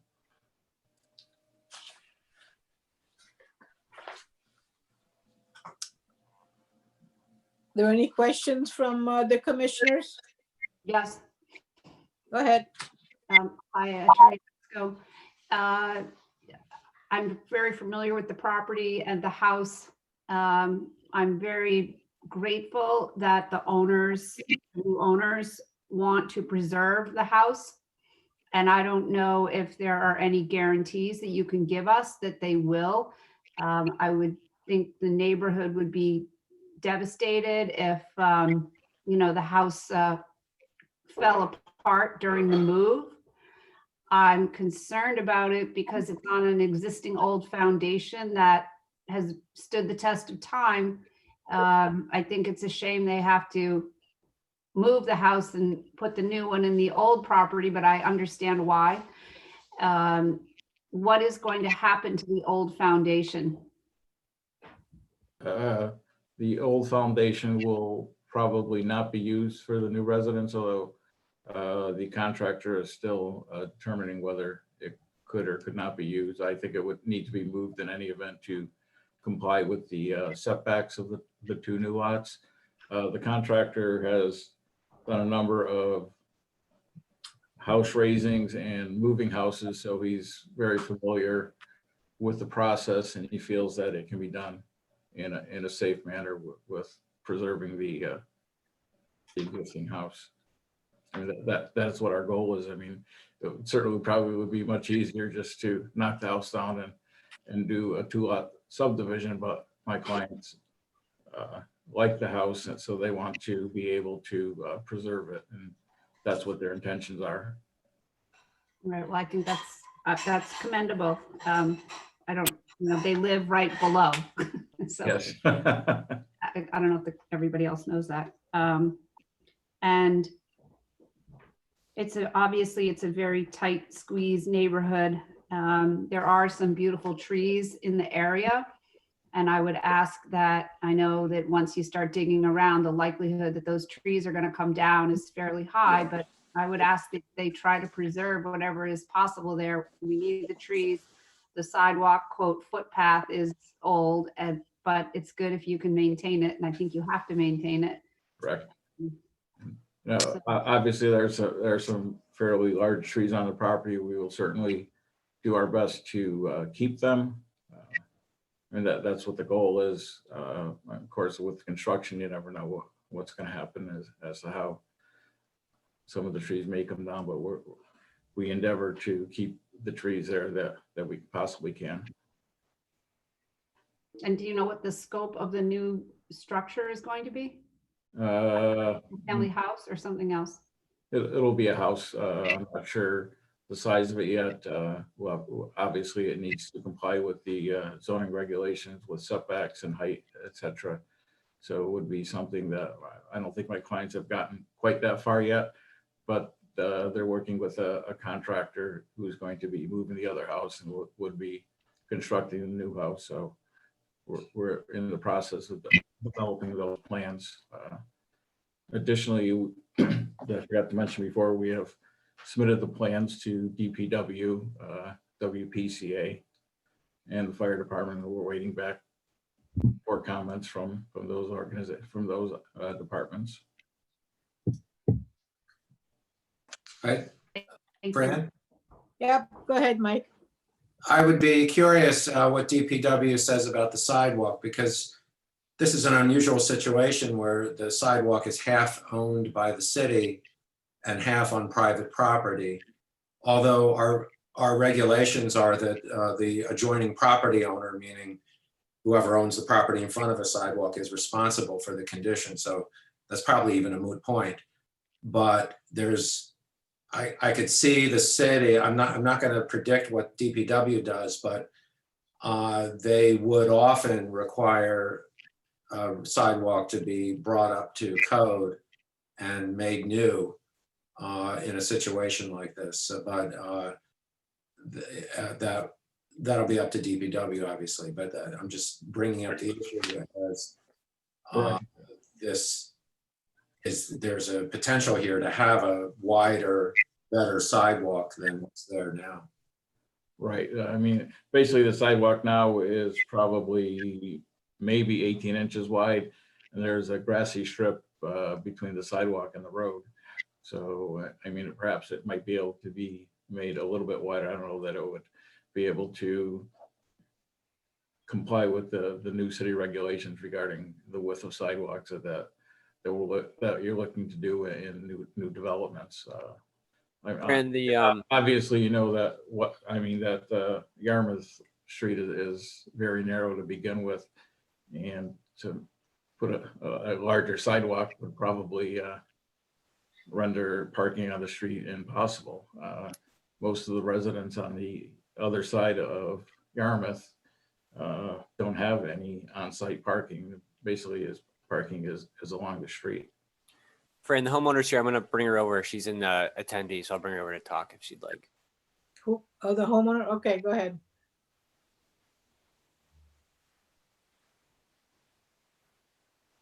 You there, Tina? Just have to unmute yourself.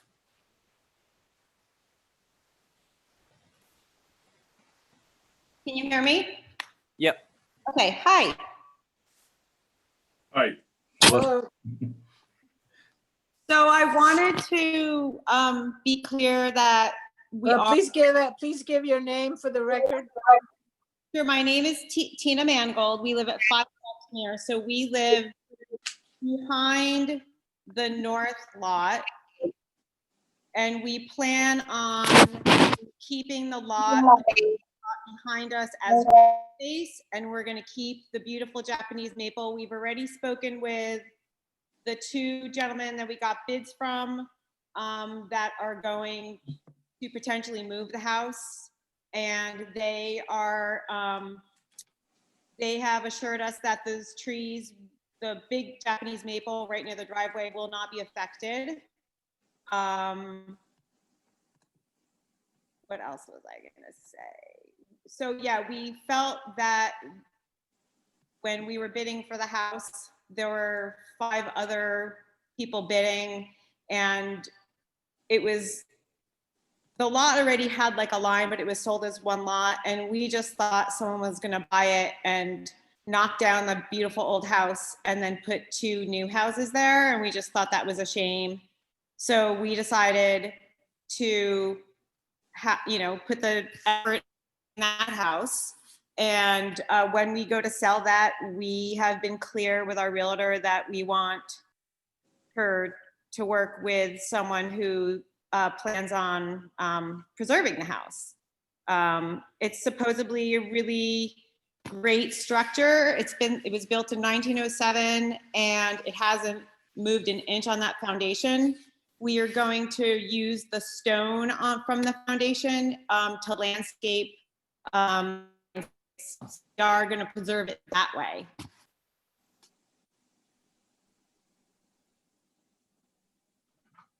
Okay, thank you. You're welcome. Any other comments or anything from the commissioners? Questions? I just have one. Mike, you go first, Mike. No, you go, that's all right. This is the property with the pitch, correct? Correct? This property has a pitch? Yes, the property does slope. Okay, so since that's a narrow road, and with the property having a pitch, what drainage systems do you think would be appropriate for this subdivision?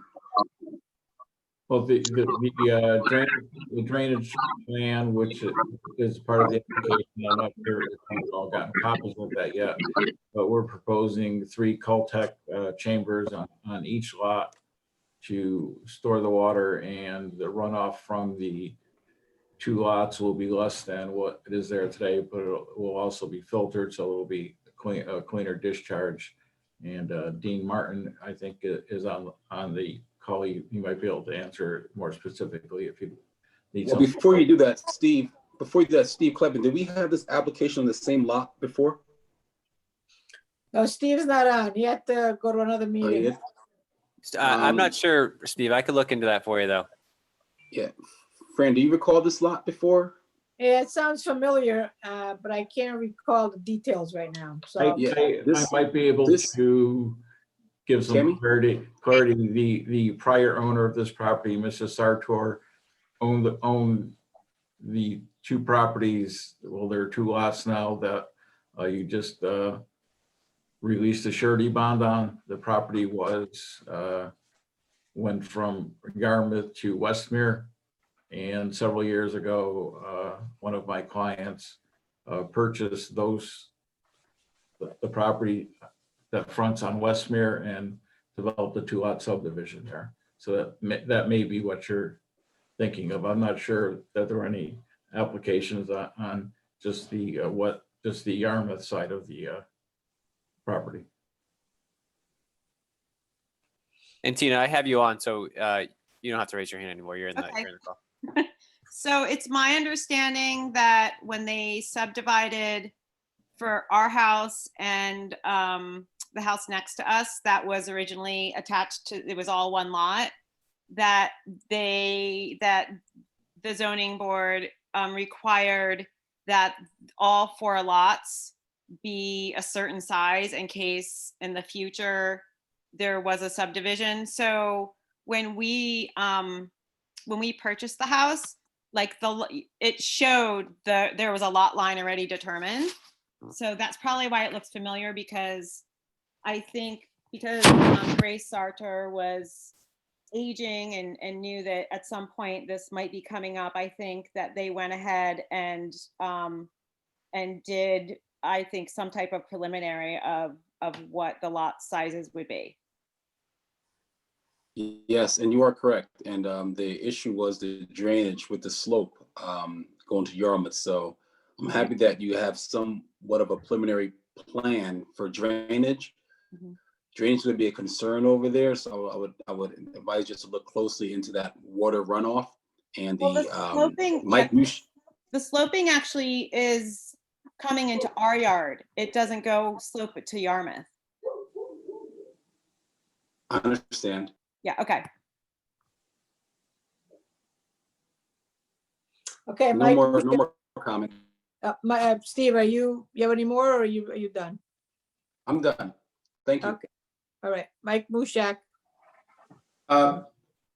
Yeah, well, I'm now, it was already answered, but I remember the subdivision that we just released the surety on, that contractor promised, and it was fulfilled, to make the walls in the front the same rounded stone motif that was all over Bell Island.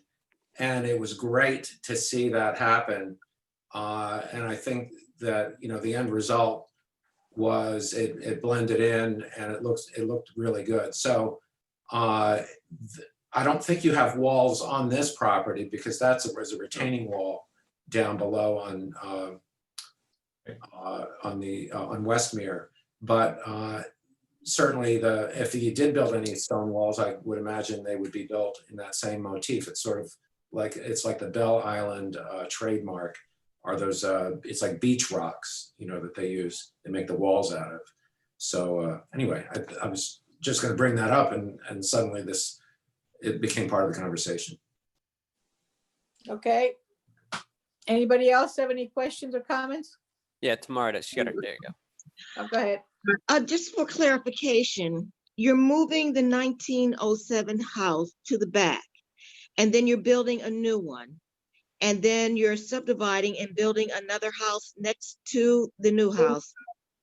Is that clear? Is that what your plans are? And then what do you plan to do with the 1908 house? Do you plan to sell that area, or are you planning to just keep it on the property? So we're hopefully gonna have the subdivision. We're gonna move the house so that, because right now it doesn't even follow the setback. So it will actually be in regulation now. And then the lot that you can see the house, that's the proposed site on the lot. And then the other spot where you see the wider driveway, that's behind our house. We're gonna keep that as green space. We don't plan on building there. We just moved here, we moved here 3 months ago. So that's just gonna be gardens and trees and. So Tamara, so what there, you see here, there's this gray dashed line. This is that's the existing 1908 house. Okay. They're proposing to move that here. Mm-hmm. And then they're gonna have a separate lot shown here where they're gonna build. So it's 2 lots, but one new house will come of it. Okay, I see. Okay. Anybody else? So, Fran? Brian, go ahead. Hi, Fran. On the face sheet, it does say that the drainage, the application has been submitted and is under review for the Department of Public Works as well. So I would imagine they're going to do their due diligence, make sure that the drainage is appropriate for the property and the slope. I commend them in attempting to pick up and move this beautiful old home, and I hope it's very successful. And I can see obviously where the old foundation lines are, that it's certainly much easier to move it to that lot that it's going to with a new foundation than try and move it off to the opposite side on the on that lot. So I feel it's a very commendable project, and I hope that the building moves well. Okay. Thank you. I would ask that you schedule this for a public hearing in November if you could. Brian, can we put this on the November schedule? Yep. Okay. Thank you. Great, thank you. Thank you. Okay, I need a 5-minute break, everybody. Be right back, okay?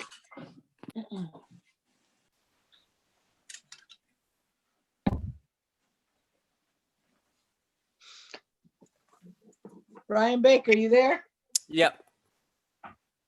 Is everybody back on? Yeah, looks like it. Yes. Okay, we're gonna resume the planning commission meeting. Next on the agenda is the industrial zone study update. And I don't know if anybody has any updates to that. Brian or, do you have any? Not unless Tammy does. Tammy, you have any updates? You're asking me? No, Aren't you on- we haven't met aren't- yet. Okay. Aren't you on, Yeah, hold on. I am, You're- yes, but You're we- in that. You're on that. Yes, we haven't met again, Fran. Okay. What have you guys done? Have you met once? Yes, we met once via Zoom and that's been it. And Tammy, is there a meeting set up for next week, I believe? I think there is going to be a meeting on the 27th at 9 a.m., a Zoom Okay. meeting. Yep. Okay. It seems like it's taking forever to get this off the ground, but Well, I that's the mean, way. how come? I mean, bring that back to Steve Kleppen and gang. Why is it taking so long to get this going? Besides the virus, I mean, is that, I mean, what's the, I can't answer that question, Fran. I'm sorry. I don't know. Maybe it's just UTL is taking their time or we're not pressuring them to get back to us sooner. I don't know. Brian, maybe you know. well, Brian, ask Steve the Kleppen the question. What's taking this, why to get this off the ground, Okay. up and running, okay? Yep. Okay, next is the approval of the October 6th minutes. Now, Brian Baxendale did bring in some edits.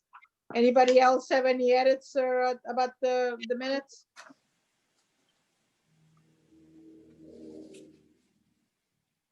Okay, if nobody else has any comments on it, I move to approve the October 6th, 2020 minutes with the Brian Baxendale's edits.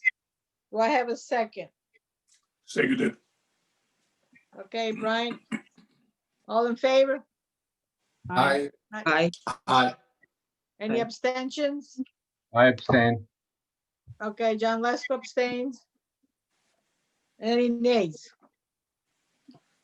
Okay, moving on. Comments of director. Here's your chance, Brian. Well, Steve Let just Steve just texted me. He said he might be hopping in. He's gonna No see. drum roll, Brian. Go ahead. Hurry up and take it stand. Brian, hurry up. Here's your chance now, Brian. Let go. No, that's all right. I'll keep it in. All right. But if he's in, but while you're doing your comments, I'm not sure if he has any updates for you guys or not. Well, if he comes back on, then he can certainly bring him back in. Okay. But don't forget, we gave you your chance to vent. Okay? You know, Brian does a good job. He dropped off my package and I saw him in person.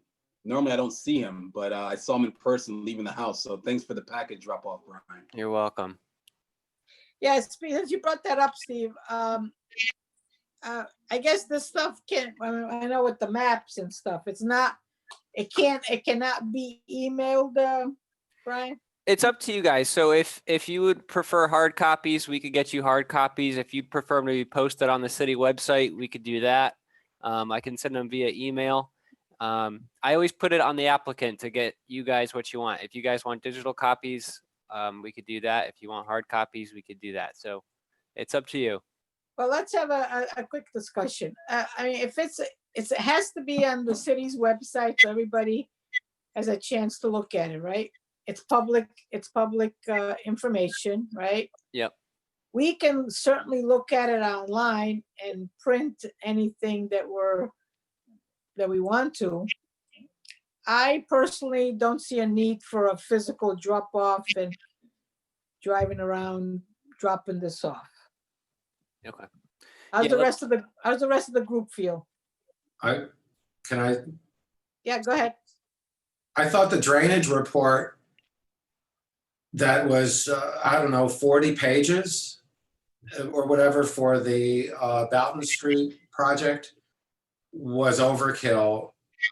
It was all, it's all stuff that has to be done by regulation. And it's all done by an AutoCAD or I forget what it's called, but it's, it's all generated by a computer.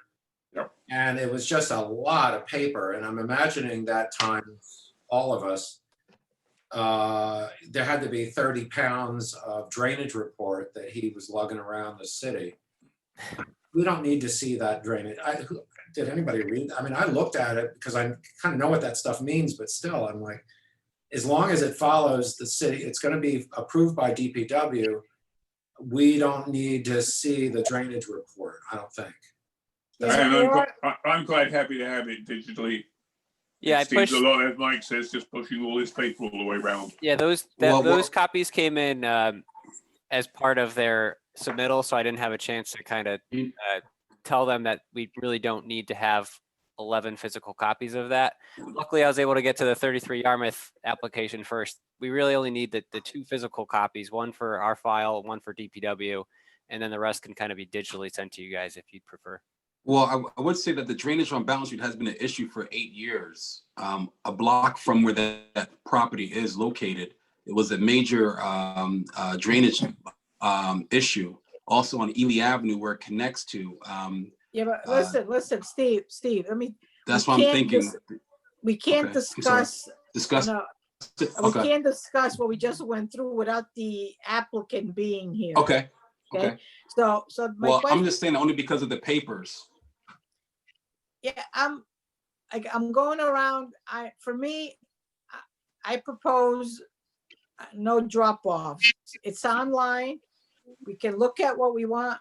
We can print what we want, not look at what we don't want. So I heard from Mike. I didn't hear clearly. Let me ask you that. Let me put it this way. Is everybody okay with just putting it on the website? And Brian, you can send us the link. If that, send us an email with the link, say here's where the information is. Yep. Are we okay doing that? Yes. Maybe I need some readjustments. Maybe I'm the only one that needs some readjustments, but with some time, I think I can get used to this because I've been used to the drop offs for 12 plus years. And when I get the drop off at my house, that's when I get into my zone of chopping through everything. So I just need to just restructure it, readjust my mind to go digitally, but I can adjust to it. I said, if Brian sends us the email with the link, say it's here, and if we have questions or, we can take it from there, right? How's the rest of what haven't I heard from Tammy? You good with it? I definitely want to see that email, and I'd like to probably see it more than once. I get a deluge of emails, and as easily emailed as possible. I can print things if I need them at my office. I'm all for not wasting paper, but don't just send it once, Brian. Send it again. You know what I mean? And clearly labeled what it's for. Sure. So like what we've been doing with the zoning, the big zoning Blah, blah. applications. The big zoning applications have been getting posted on the city website. So we've been posting the links on the agendas so that, you just have to pull up the agenda and you'll find the link, and then and the emails that I send out to you guys with that initial agenda, I'll include all those links. John Lesko, I haven't heard from you. You okay with it? I'm fine with that, yeah. I mean, I like getting the packets. It's nice to have them all printed and ready, but I have no problem going on the site. I couldn't make out what you said, but I'm assuming it was okay. I heard the first word. Then you were garbled after that. Yeah, everybody's garbling now. Yes, I'm fine with printing as I need to print. We don't have to have deliveries. Okay, so Brian, don't just send us a thing saying go to the website. At least my expectation is you'll send us email saying here's the link to the package for your next meeting, right? I understand what Tammy is saying, like send it to us more than once so that we, get into the mode of having to look at it and wait for the package, and we're reminded, in case we get, we all get a lot of emails, and you look at it first and then you forget about it. So a reminder email is a good idea. Okay. Okay? Yep. Okay. And Steve's back if you want to go over anything with Steve. Steve, we gave Brian the chance to vent and he took advantage of it. Which Brian vented? Brian Baker. We gave him the chance to vent. He should be careful what he says. Just. What comments do you have, Steve? No, nothing. If you had questions, sorry, I had to jump off for a little bit. If I didn't know if anything came up that you had questions about. Well, the thing is, it seems that this industrial study is slow in getting off the ground. Are there issues? What's going on? No issues at all. So like any other plan that happens, it takes them a while to go through all the data and the information. So it's, they have to map everything out, looking at all the areas involved. They have to read the regulations. They have to read the plans that mention these regulations and give guidance to them. They came down a couple weeks ago and did, spent the day and toured the area and all the affected industrial zones. We've been working with them on developing a list of stakeholders that they want to talk to, whether those are one-on-one conversations or they're in maybe like focus group settings and things like that.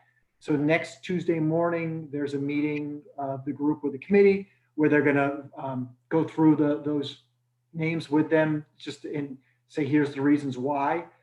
Once that's done, then the next phase of the study itself is when it probably picks up more so and there's more involvement with the committee members when they start going through the recommendations and the findings that they've come to about the areas and those kind of things. So I think that's when it'll pick up a little bit after that. Steve, okay, I think it's really good if we as the members of that committee could have gone with the people from UTIL to look around, because honestly, know about industrial Norwalk, because normally you don't go on an industrial property unless you're the business owner, right? So any opportunity that I can have or that our committee can have to actually go and look at these sites, I think would be really helpful, because otherwise we would not go in them. You know what I mean? Yeah, we could talk about that Tuesday. I don't know how many of the sites they actually went on, like, because it's all private property and some of them are involving, heavy machinery and things. So I don't know if they went on every single site, but they got a good tour of the area. And I didn't go with them either, but they get a good tour of the area. And a lot of it, what they wanted to look at was the different uses in the different neighborhoods and how those uses are impacting the neighborhoods and trying to differentiate. We had a conversation the other day about differentiating between like a contractor that's, a heavy contractor with a lot of equipment moving earth around and sifting and sorting versus a guy that's got 4 plumbing trucks, because there's a big difference in how they operate and how they impact the neighborhoods and impact the roadways. Yeah, okay. But if there's things that you're looking for, please, please let me know and let them know. And I told them we definitely need to make you guys involved as much as possible. Great, thank you. Fran, can I ask one question? Yeah. I'm curious at some point if we can look at a comparison of cities in Fairfield County in terms of how much industrial zone they have as a percentage of their land, and how that, just how Norwalk compares. It's obviously a big source of conflict, and when you've got residential neighborhoods up against industrial zones, that's just the legacy of being an industrial city, a former industrial city, with factories and everything. So it's a big issue, but I'm curious how, because all the other cities in Fairfield County were also industrial. Stanford was a huge industrial city. Bridgeport was a huge industrial city. I guess that's Danbury was as well. So those are the 4 cities, I think, in Fairfield County. I mean, maybe we could even look at beyond and look at New Haven County, just to get a sense of where we are in terms of the amount of industrial land. It's just a snapshot of where we are. That I'd be curious to see that. I'll double check with them, but I believe that's we're going to go beyond just the amount of land, but we were looking at uses. And I know we talked about Danbury and Stanford. We were not going to include Bridgeport because one of the reasons why is because we felt that Norwalk was in a different state economically than Bridgeport was. And I can't remember what we decided with New Haven, but we also decided to look at other municipalities beyond those and see if, not necessarily only in Connecticut too, to see if there are good peer communities that we could match ourselves against. Good, thank you. Okay, on to, if there's nothing else, Steve or Brian, we're gonna go to comments of commissioners, and I'm gonna go to Brian, because Brian had some things he wanted to talk about. And if Brian Baxendale, and if Brian Baker, you have those pictures that Brian was talking about? Well, let me respond. Thank you, Fran. I was very interested in the 1907 house, and I'm very reassured to hear of the plans of the owners. As one of our commissioners said, I'd be very interested to see if we can get a guarantee to the effectiveness or the risk around the moving of the building. That was my prime concern. I think from what I heard from the current owner, there was a real feeling for the area. She and her husband live in that area, which is great. Tammy seemed to be reasonably assured, which I was gratified by. Going back to Wall Street, if I may, I think everybody said it all. I think, on the other hand, form does follow function. It's a good design, bearing in mind where we are, where we currently are, and where we could go. I think to everything the other commissioners said, looking at that streetscape, looking at the lower floor, Brian, yes. Brian, we can't talk about Wall Street. Oh, sorry. Because we can't, the same reason as before, okay?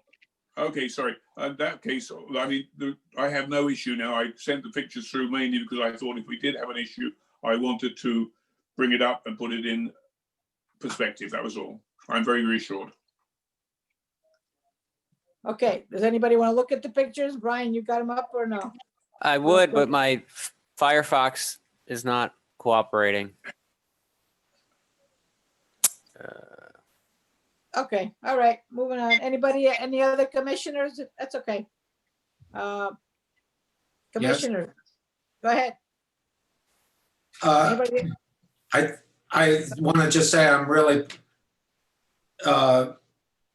I guess, happy to know so many people are concerned about architecture on this commission, and I think it's great. We all have different opinions. They're all valid.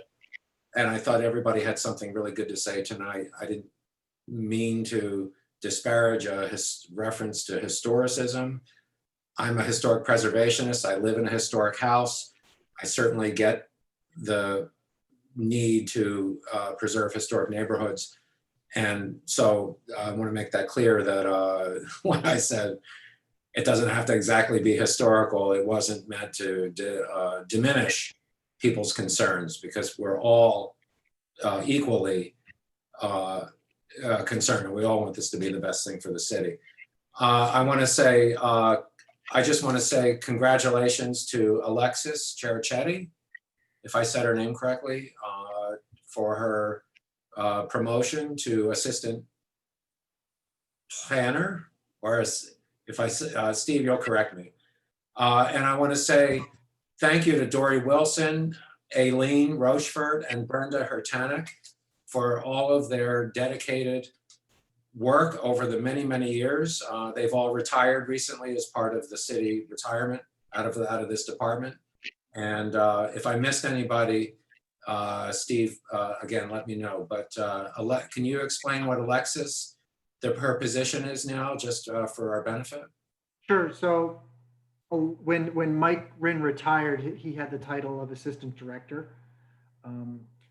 But as I started thinking about what we needed to do and what we were doing in positions, I split out his position into, I took the administrative role of that position and kind of let it float between several positions. And I gave that portion of it to Alexa, so she's technically the assistant director for the department now. And one of the other reasons we did that was because going forward, I think we're going to be dealing with a lot more issues related to sustainability, coastal resilience, and those kind of things. So I wanted to reposition people's responsibilities to kind of be able to deal with that. So she's going to be working on that. Brian's position as land use planner is also very key to that. With some of the retirements, it gives us an opportunity to look at the function of those positions as well. So Brenda's position was kind of working with Alexis on a lot of the aquifer protection issues. So we're going to reclassify that as well to help out with some broader environmental issues and try to get more involved with coastal issues in general. So I think that's one big direction we're going to move in as a department going forward. Thank you. Okay, anybody, any other commissioner? Before I say something? Fran, could I just ask, I'm sorry, I couldn't get here for the beginning of the meeting. What happened on Katie Lane? Now, we can't talk about Katie Lane because we went through it already. It was No, approved but though, can you right? just say whether it was passed or, It was approved, right? Yep. It was approved.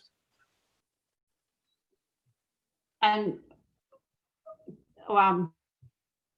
walk in the subdivision, in the division of the property? Did anybody talk about that? We can't talk I about, can't talk about it. we Okay. can't talk about it. Okay, It passed. but Okay. We can't discuss it. okay. Okay, Steve Kleppen, I was expecting you to talk about, the organization.